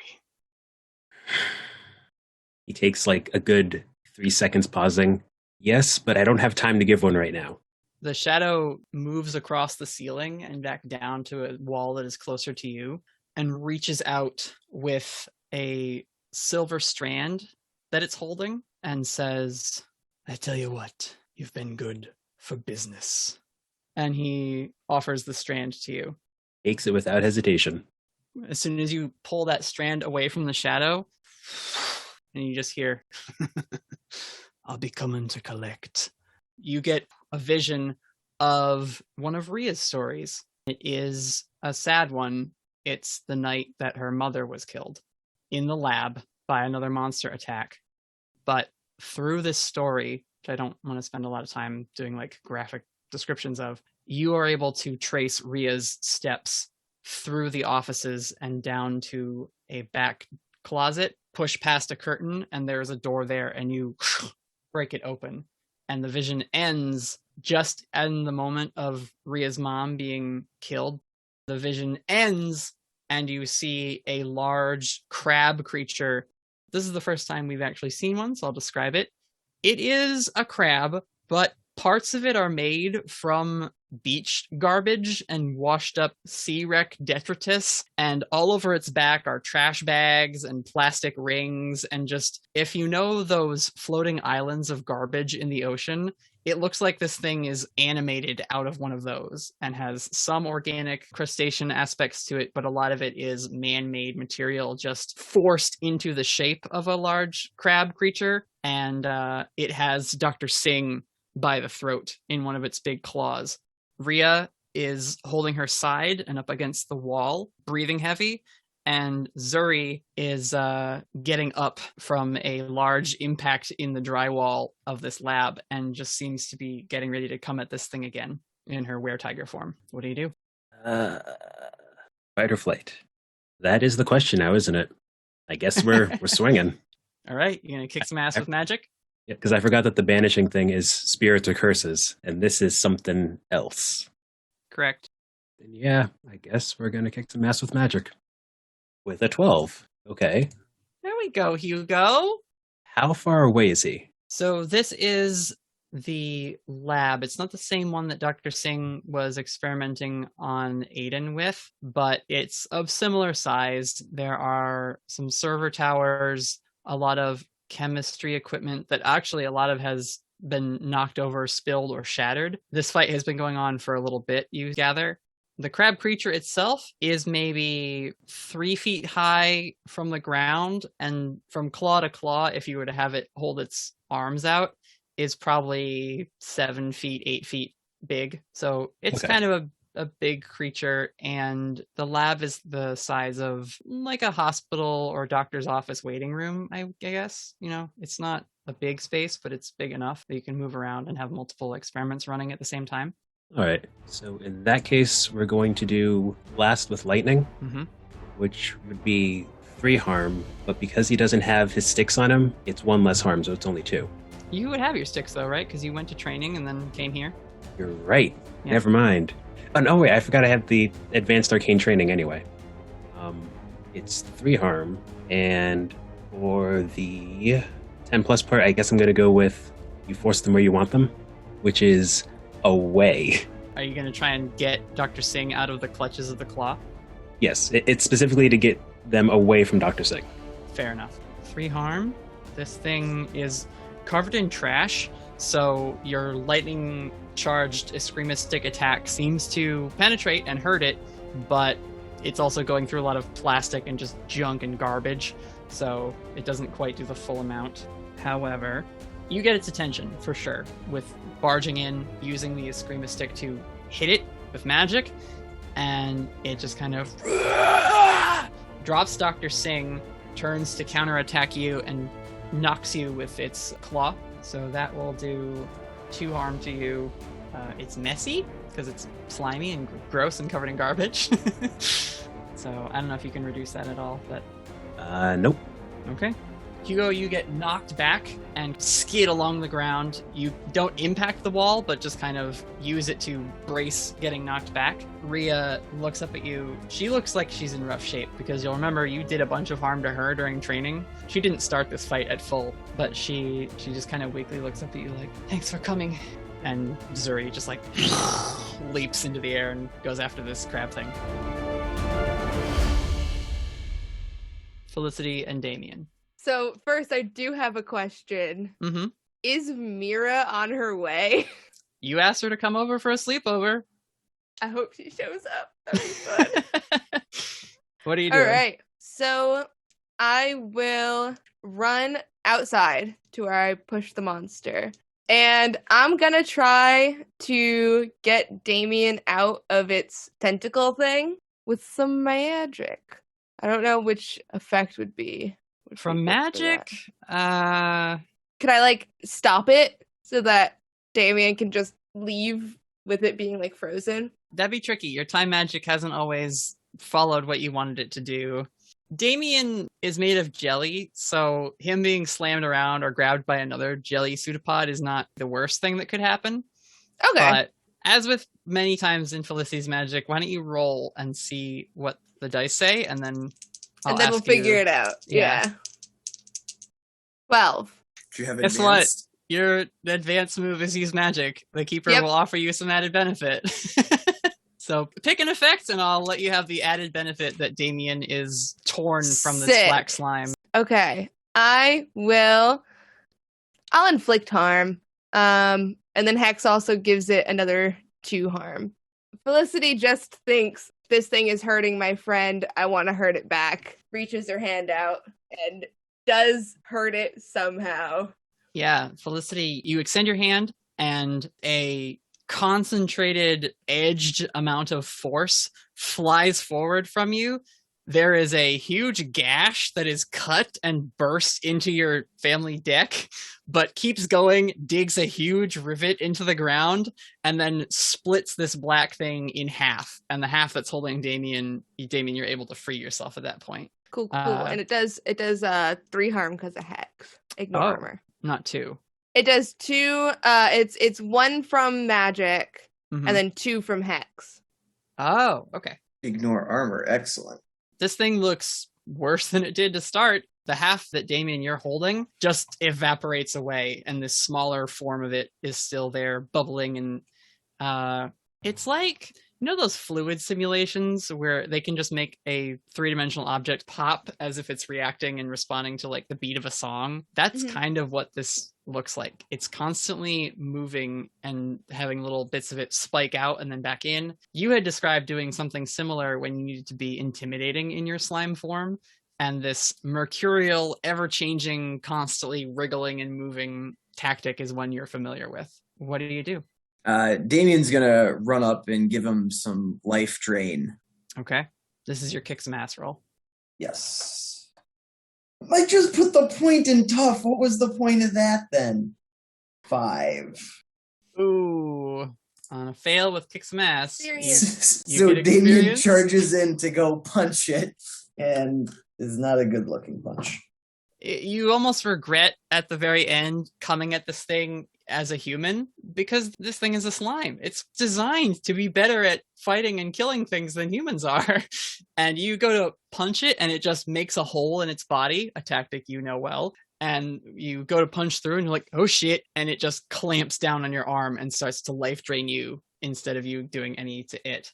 So it will do 2 life drain harm to you. Is that ignore armor? What armor do you have available to you? My you have the immortal feat? abilities of not sickening, aging, and whenever I take harm, I suffer 1 less. Yeah, I'll say that is an effective defense against this. It's the same kind of magic, so you're able to buffer it a little bit through that, just by the nature of what you are. But it does get a little bit of your essence, and in so doing, you see it roils and gets bigger and stronger, and it says, yes, what the mistress is after. Damien, I just freed you. Come on. And I'm gonna try to trap it. I'm afraid of it leaving and going back to. That's a 9. So it will come with a glitch. What glitch does it have? Where are my glitches? I don't like that look when you make it. I would like for the magic to draw immediate unwelcome attention. But I would also like to do 2 harm because I do hex. So does hex work every time for you now? Yeah. That's crazy. Yeah, no, hex is my other abilities for hex. Whenever you cast a spell with use magic, as well as the normal effects, you may pick one of the following. The target contracts a disease. The target immediately suffers 2 harm, or the target breaks something precious to it. Oof. Yeah, right? I'm like, that's a deep cut. Yeah, Felicity is really strong. So yeah, 2 more harm to this thing. Once it life strains Damien a little bit, it starts to just phase into the ground. Like it's going to sink into the earth and take him with it. And you just think, no, you're not going anywhere. And it's propelled upwards, but so is a large chunk of your yard. Oh no. You just and a big bit of earth and sod is just ripped up, and this thing can't phase further because you've turned off the gravity and reversed it in a very strong way. So it is lifted into the air, bubbling and slithering, and bits of dirt and sod are just dropping down. And you see a bunch of the bogalogs in your yard. Oh no. They're like scurrying through tunnels that are left in this crater in your yard, and just like running away. Sorry, guys. And the unwelcome attention. Does it hit a water pipe? It's my mom. She comes back. Yeah, that's a good. Yeah, I love that. Your mom, after Aiden pulled her into the car, she's scared for you. She runs back out onto the deck and sees you magically manipulating all this matter and the slime up all over the place. Yeah, and she's just staring at you like hand over the mouth. Oh my god. I just need one more life drain and it's done. I was gonna say, Damien, what's your plan here? Since Or what are you it's gonna do? grabbing me, Damien's gonna go to goop and just try to out-goop it and make as much physical goop-to-goop combat and do some life drain. It's like taking a black bit of Play-Doh and a green bit of Play-Doh and... Okay, but we're using the luck point because a 4 is unacceptable, and I need this guy to get it. But when I roll a 12, I took advanced, so I'm going to inflict double the normal harm. So I'm going to do 4 ignore armor, life draining to it. Jesus, Wow, Damien. Damien, Edgecrest. Yeah, that's enough. It had exactly 4 harm left in its threshold. Damien, you remember that you're a slime. Why are you fighting like a human? And you just envelop this thing and become a green sphere with a little black slime punching and fighting to try and get out. And it just diminishes and diminishes and diminishes as you, from the interior of this dome you form of yourself, just draw all the essence and substance of this thing away until it evaporates and is gone. And Felicity, at that point, you're able to drop Damien. The sod clatters to the ground. Yeah! Oh shit. I mean, oh shoot. Mom. And at that point, Mira leaps over the fence, full satyr. Felicity Stonebrook, are you in need of assistance? Oh, so we just killed the slime. Mom, this is my girlfriend. Don't freak out. And we are going to cut right there.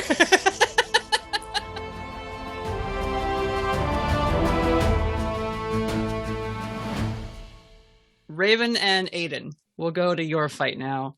You guys are flying towards the Echo Bay camp center. As you approach, you can hear this pounding and slamming. If you are going to let go while you're looking or turn your head enough to observe, Raven, there is one of these big crab trash creatures just pounding at the door and almost breaking it down at this point. There's not much structural integrity left to that entryway. And occasionally out a window, you'll see a shotgun just fire into this thing. Can I use one of Raven's abilities? It's called Cryptid Sighting. Whenever I first see a new type of creature, I can immediately ask one investigate a mystery question. Sure. I feel like I don't use that enough, and I really should use that more often. I mean, we can flavor it real easy, so go ahead and ask your question. What can hurt it? You just have to ask that or voice that aloud, and Aiden is right there. She's an angel. She's like, it's one of Leviathans. They're usually weak to fire. Really? Yeah, she went to the water to avoid the fire. That's her whole thing. Also, it's covered in trash, and so that's probably pretty combustible. Oh, yeah, that's right. Okay. So we're at the Echo Bay campsite, right? Yeah, you're pulling up on the docks where the camp center is. It's literally the last adventure we had. Just you're back there to save your friend Alice and Paul and Gary. Yeah.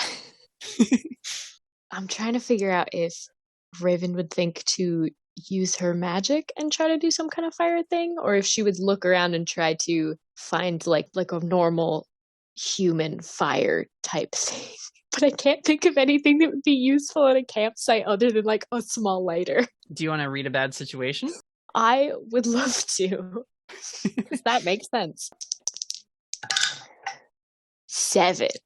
I thought that was going to be really bad. I rolled really bad, but my sharp is good. I rolled a 4, but my sharp is 3. I love those max stats.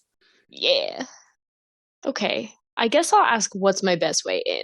Because I know the door is about to be broken down, but Raven doesn't want to wait until the door gets broken and the crab goes in first. Is there any way she can go around and assist from the inside?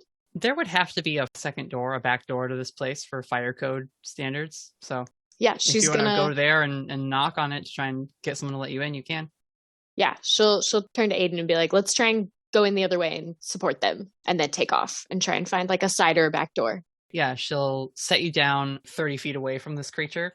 She's maintaining a hover with her wings, and she says, make sure nobody's hurt. I'm gonna go do my thing. Good luck.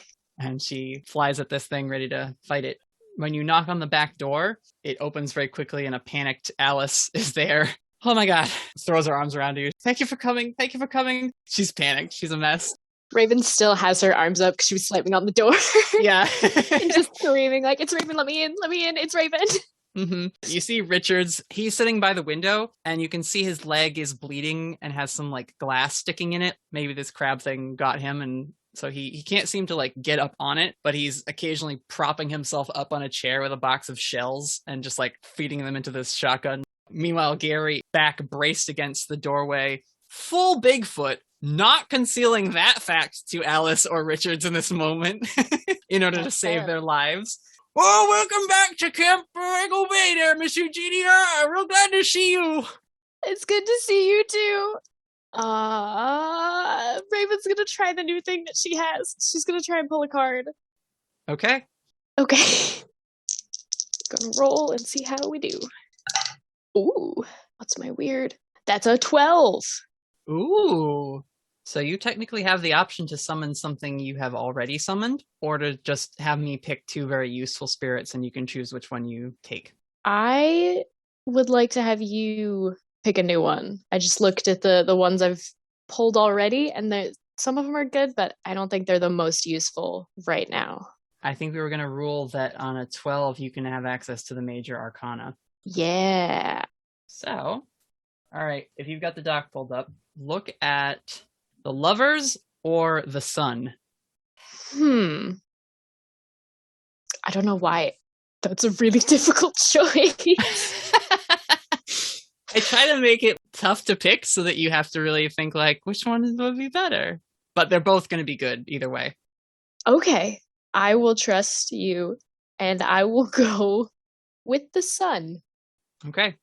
Raven, you pull a card from your deck, you flash it once to see what it is, and it's the Sun. And in this deck, the Sun has a picture of a little honeybee sitting on a white daisy with a big shining sun with rays behind it, and whoosh, the card lights up and you are in that space, except it's not a dark void, it is brilliant and gleaming, and you just feel the warmth of the sun on your back, and this little spirit comes flying up.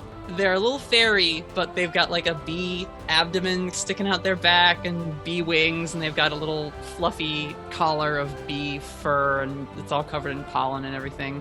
It's a bee fairy, and they're just like, "Hi! Hello? I've been hearing about you. You're really feisty, aren't you?" I guess that's something. I need help.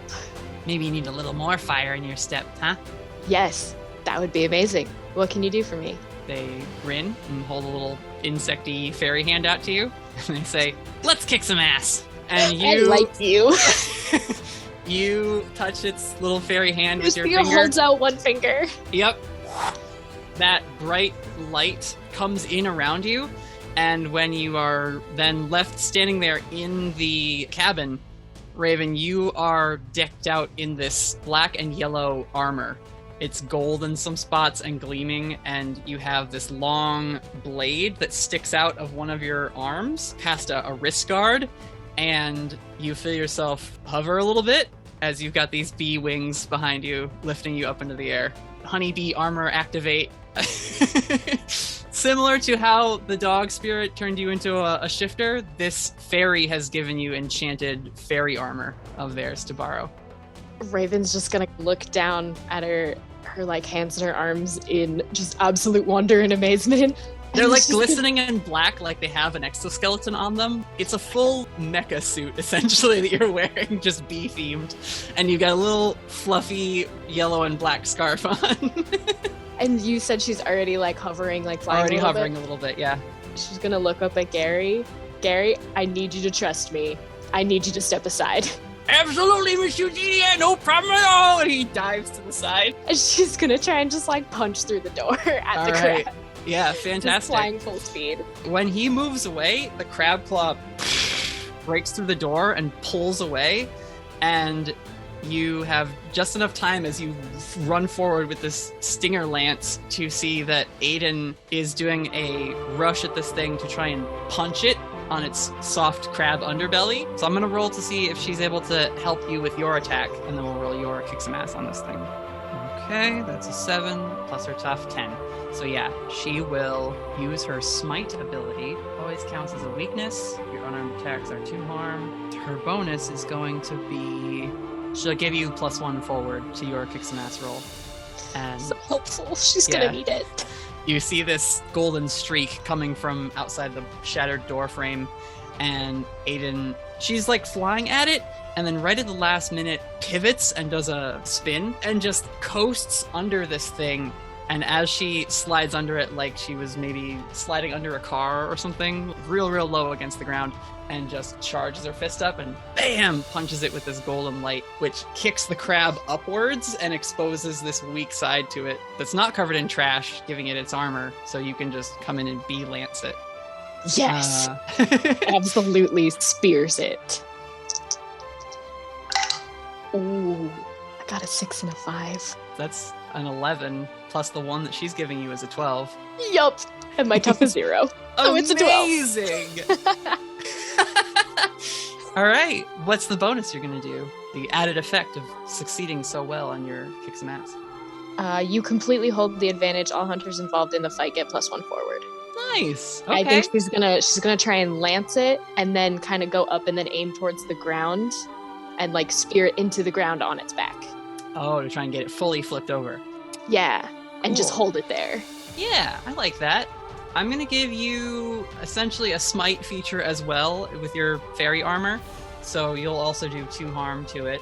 Aiden doesn't have to worry about the harm she would suffer because this thing has attacks that don't meet her damage defense threshold. It will try to hit you with a refuse spew, which is a fun name I came up with for one of its attacks, where out of its crab mouth it just spits a bunch of garbage and sludge and just grossness. Ew. Real bottom of the fish barrel or like a bad beach kind of stuff. But yeah, it's 2 harm. This bee armor at least gives you 1 armor. I can't not have that be a thing. Do you have anything else that would reduce it? I don't believe so. I don't think she has any armor. All right, so it'll take 1. Okay. As, cans and old cutlery and just the worst detritus on a beach hits you and you kind of have to put up your guard to keep it from getting you in the face. Oh, after her training, Raven had suffered 3 harm total during that. Did we establish if she healed after the training session? I was going to say that because you were only sparring and it wasn't the sort of fight that Rhea and Hugo had, that harm is not going to carry over. And plus you had tea and then you went home to rest and you were at a sleepover. Like, you've recovered any bits of bruises you might have taken from that. Okay, so she was at 0 harm then? She recovered all of it? Yeah. Okay, I had left her at 1 because I wasn't sure. Miss Graves' tea was certainly enough to refresh you. All right, he is at 1 harm. Okay. Well, you've given +1 to everybody, right? Mm-hmm. So why not? I'm going to roll kick some ass for Richards to see if he can get a really good shotgun blast off on this thing. That's a 5. His leg really hurts. Yeah. So he tries to get up and is just like, whoa, what the heck? Sees you skewer this thing and gets excited, tries to stand up and shoot and just, falls back down. He can't stand on that leg right now. Gary, however, is going to rush out the door to back you up. Let's see what his Bigfoot self can do. That's an 8. Gary's got to have at least 2 tough. He's Bigfoot. I'll give Gary a 10. And his thing will be... Well, actually, it would be an 11, right? Because of your +1. I'll say Gary can punch this thing. And that'll do another 2 harm to it. So Aiden's done 2, you've done 2, Gary's done 2 now. Looking hurt. Not quite done. Do you want to just play out this fight till you finish it, or should we jump over to Hugo? I feel like we've got it pretty much in the bag. I don't think we really need to do a play-by-play. Raven has it lanced into the ground, and everyone has +1. So I think we could easily say that they finish it off and give some first aid to Richards. Yeah, I think you're right. We can sort of, for the sake of efficiency here, this thing has a pretty high harm threshold, but between you, Aiden, and Gary doing 2 harm every round at least, you will easily beat this thing's threshold before it manages to get any of you unstable. especially since none of its attacks can hurt Aiden. And you have a fancy bee suit on. Gosh, that's such a cool. I will say, after it has been defeated, she's definitely going to do some like loops around with the wings and just be like, just enjoying it. Well, here, let's do that as the wrap up to that scene, right? So, eventually, the crab forces you off of it. It rights itself. It throws some crab claws around. Gary catches one and wrestles it free and breaks off an entire crab claw. That's not gonna cook up good later. And Aiden seeing you flying and is just like, wow, okay, follow me. And she is gonna start rocketing towards this thing, gold fist lighting up, and she's gonna try and do like a combo attack with you. Yeah. So the two of you impact this thing into the ground and crack its shell down the back of it, her golden energy suffusing through the whole thing, and then your bee stinger comes and hits it right at the right point that it explodes, and the trash turns to ash and on the wind.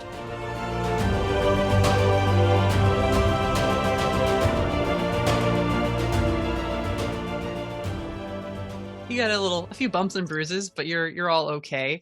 You can help stabilize Richards in the med bay. Aiden can use a little bit of her healing magic maybe to ease some of his pain. Yeah. Anything you say to them, or? I think Raven's going to try and pull Alice aside once Richards is being taken care of. Yeah, Gary gives him some like whiskey that he keeps hanging around. Here you go, have a sip of that. That'll calm you down. By that point, is Raven still in the bee suit? It hasn't gone away. Okay, so she's gonna have a very serious conversation while still a bee. Yeah. She's gonna kind of gesture to herself and be like, so this is new, but this is the kind of stuff that happens when you are in the business that I am in. Are you okay? She's shaking, but she doesn't seem to have been hurt or attacked by this thing. It really was going for Richards the whole time. And she says, I don't know if I'm cut out for that kind of business. I reacted very similarly to you the first couple times I was faced with situations like this. It definitely gets easier. I won't blame you if you are definitely over this and you want to walk away and pretend it never happened. But if you ever need more help in the future, we'll be there. I'm really glad I had a number to call. Me too. I'm gonna go. Gary, can I have some of that whiskey? Oh yeah, sure. I guess we gotta sort of address the fact that, I'm Sasquatch and all that. And she's just like, we need to have a long conversation. Aiden is sort of waiting off to the side. That is new, huh? Yeah, I totally forgot to tell you. I was a werewolf earlier. That was the thing that happened. It's a new thing. I'm still getting used to it. And Raven's going to fly up a little bit and then come back down. The wings are new, though. This, and like the lance coming out of my arm, that's new. It doesn't usually, it's probably going to wear off sometime soon. I don't think it lasts long. Yeah. I probably shouldn't fly too much more. I'm going to stay. Do you want to go fly a little bit? Yes. As long as you don't go too high in case it wears off. I'll catch you. Okay. Raven will say goodbye to Gary and Alice and Richards as she's like running out of the building. Like, call me if you need anything. Bye. And you, Aiden, take off and just start flying around, celebrating your win. Hugo, you're in the lab. A similar crab creature is there. What are you going to do? How much damage did he take last turn? The crab? How much did Hugo? Oh, how much did Hugo take? 2. Yeah. Okay, because I forgot some stuff. Oh? Things aren't good. Because of your fight with Rhea? Yeah, he's at 6 harm. Hugo! All right. Yeah, I did say that harm carried over a bit. You would have been healed a little. Noriko healed Rhea to the point that she was stable. What were you at before you took the damage from this crab? 4. So you would have been at least healed to 3 by Noriko while you guys were having your meeting. Which means I was healed to 2 because I'm still resilient. Because you're resilient. There you go. So you actually started this fight against the crab at 2 harm, and now you're at 4. So you did just get pushed into unstable, but you are not at the edge of death, which is good to distinguish between. That's gonna change some things, though. Okay. So where are you at? What are you doing? Are any of Dr. Singh's traps around? There are a bunch of them. You see some of them have been expended already, but there are a few of them on the table. And as he's getting up from being dropped by this thing, you see he's going to reach for another one. Okay. Can I try to Pokeball this? If you want to run over and use a trap, you certainly can. Can I use the trap while combining it with use magic? Tell me what you're going to try and I'll make you roll for it. So, of the different effects and such, I had gotten Practitioner, and one of the things I'd chosen to get the +1 for was the ability to trap a specific person, minion, or monster. Ah, okay. So you're looking to circumvent the harm threshold entirely. At least for 30 minutes, or however long his traps last. Well, you know his traps work as a sort of insta-banish if a creature is weakened enough. I would like to try the thing. Okay. Wow. Okay, that's horrifying. 2d6 +3 +1. Got Wow. 2 6s. Hugo Rashad. Switching to Spellslinger was the best thing you ever did. That is horrifying. Okay. So what is sorry. that? That's 12, 15, that's 16? Yeah. Oh my god. Tell me what happens. Like, that 16 is insane. Just narrate what you do.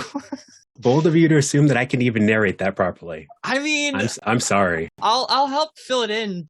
So, the lab, right? It's a mess. There's glass on the floor everywhere from beakers and things being knocked around. The crab monster, once it has bashed you away, is going to go back for Singh. He is like forcing himself up to grab a trap to try and hurl it at this thing, but it grabs him again and tries to pull him up towards its awful crab trash mouth. And as he's like pulled into the air, he turns around and sees that you're there. Hugo, use this! And throws you a trap that is glowing with Aiden's gold energy from way, way back.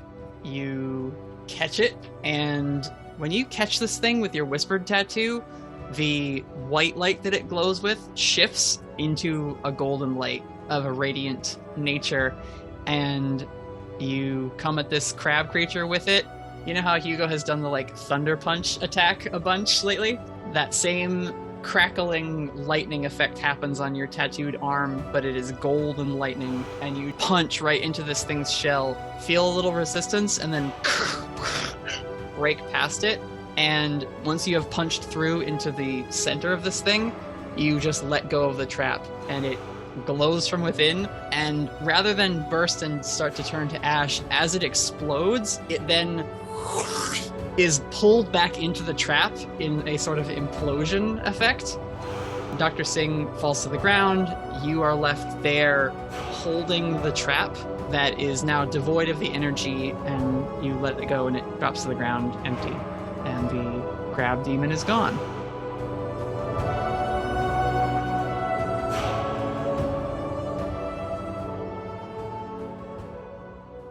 Well, that took a lot less time than I thought it would. So, wow, a 16. That's wild. Zuri rushes over to her dad and Papa goes over and helps him up in her human form. Her tattoos are just amber hot and glowing, and Rhea manages to push against the wall and get herself up. She comes over to you, Hugo, and it's odd to be hugged by 4 arms, but it happens. And she says, I'm sorry. Thank you. I don't know what would have happened if I lost either of them. He's gonna hug her back. We're a team. Ow.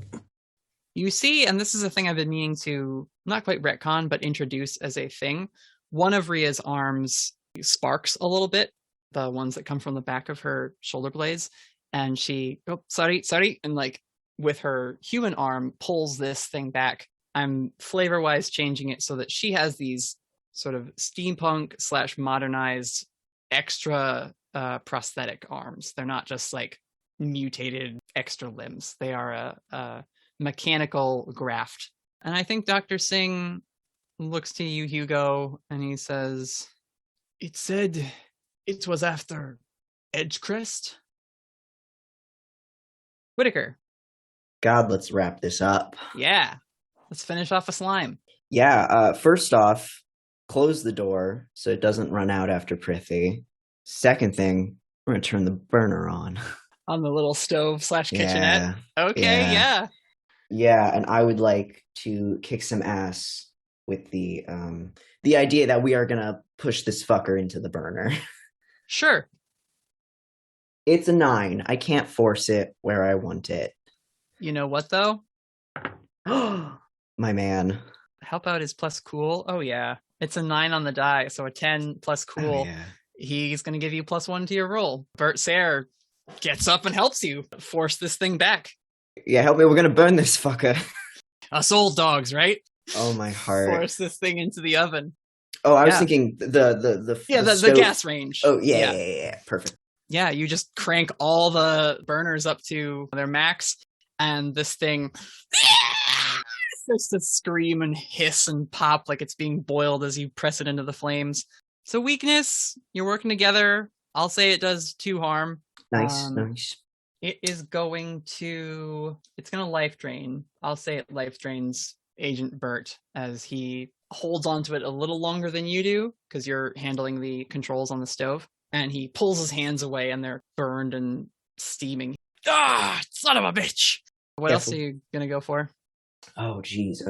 I guess, like, kitchen area, closest thing would be, like, just a big knife just to try and, like, separate some of the goo from each other to try and, just like... start slashing at it? Sure. Yeah. So we're gonna do that. It's another 2d6 plus 2. Oh, that's an 11. That's beautiful. I would love to inflict some terrible harm. Absolutely. On this thing. What's your big knife's harm? Big knife, I think, is just 1. Let me check that. 1 harm. 2 altogether. Yep, another 2 altogether. All right. You hear Prithi shouting from outside, Whittaker, get out of there! Why are you staying inside? I'm getting rid of this thing. Yell if any more come. And don't come inside. They're gonna come inside. Prithi, I swear to God. You see they reach into their jacket and they say, I'm a fucking agent too! And they fire a taser at this thing. Come on, Prithi. That's a 6. Help out, perhaps? If you want to try to. Yeah, I'm right next to it. I can make a clear shot. That's a 10. All right, a mix for Prithi. So they fire a taser into this thing, which seems to hurt it. Oh, wait, hey, you know what? Yeah? Anders did say in the F chat that if it was a failure, it should hit Whittaker instead. And can we retcon that? Because that's the funniest fucking thing I've ever heard. Cut it out. Shame. So it was a failure. Sorry, Prithi. Okay. Nothing I could do. Yeah, Prithi goes to shoot this thing saying, I'm an agent too! And you're like, no, wait! And it fires the taser and hits Whittaker in the chest.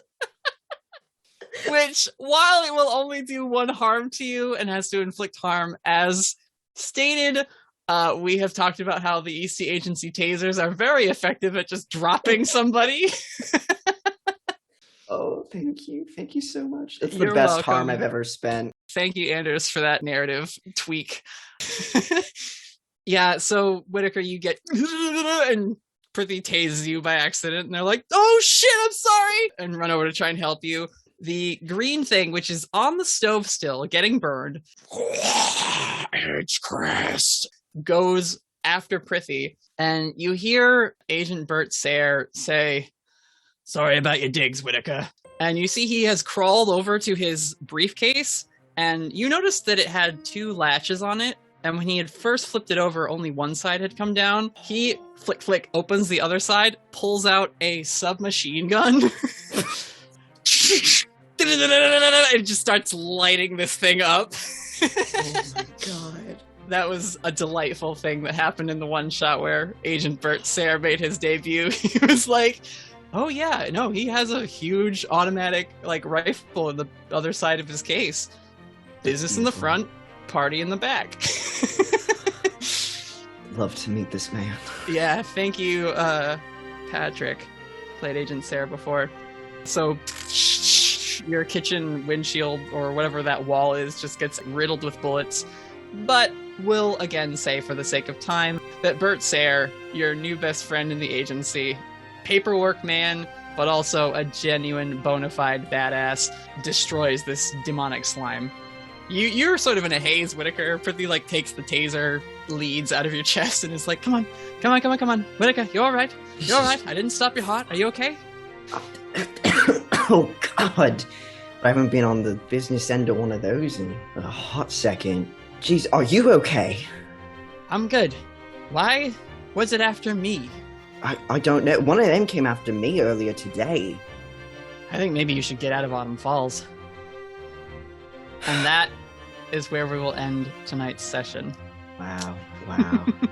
Whittaker does not know that Prithi got mind controlled by Damien, does he? Mm-mm. Yeah, alright. In fact... Were we right on that one, though? Were you speculating that in the F-chat? Yes. Yeah. I absolutely tipped my hand at the beginning of this, but I had to because I couldn't remember everybody he'd ever mind controlled. So good.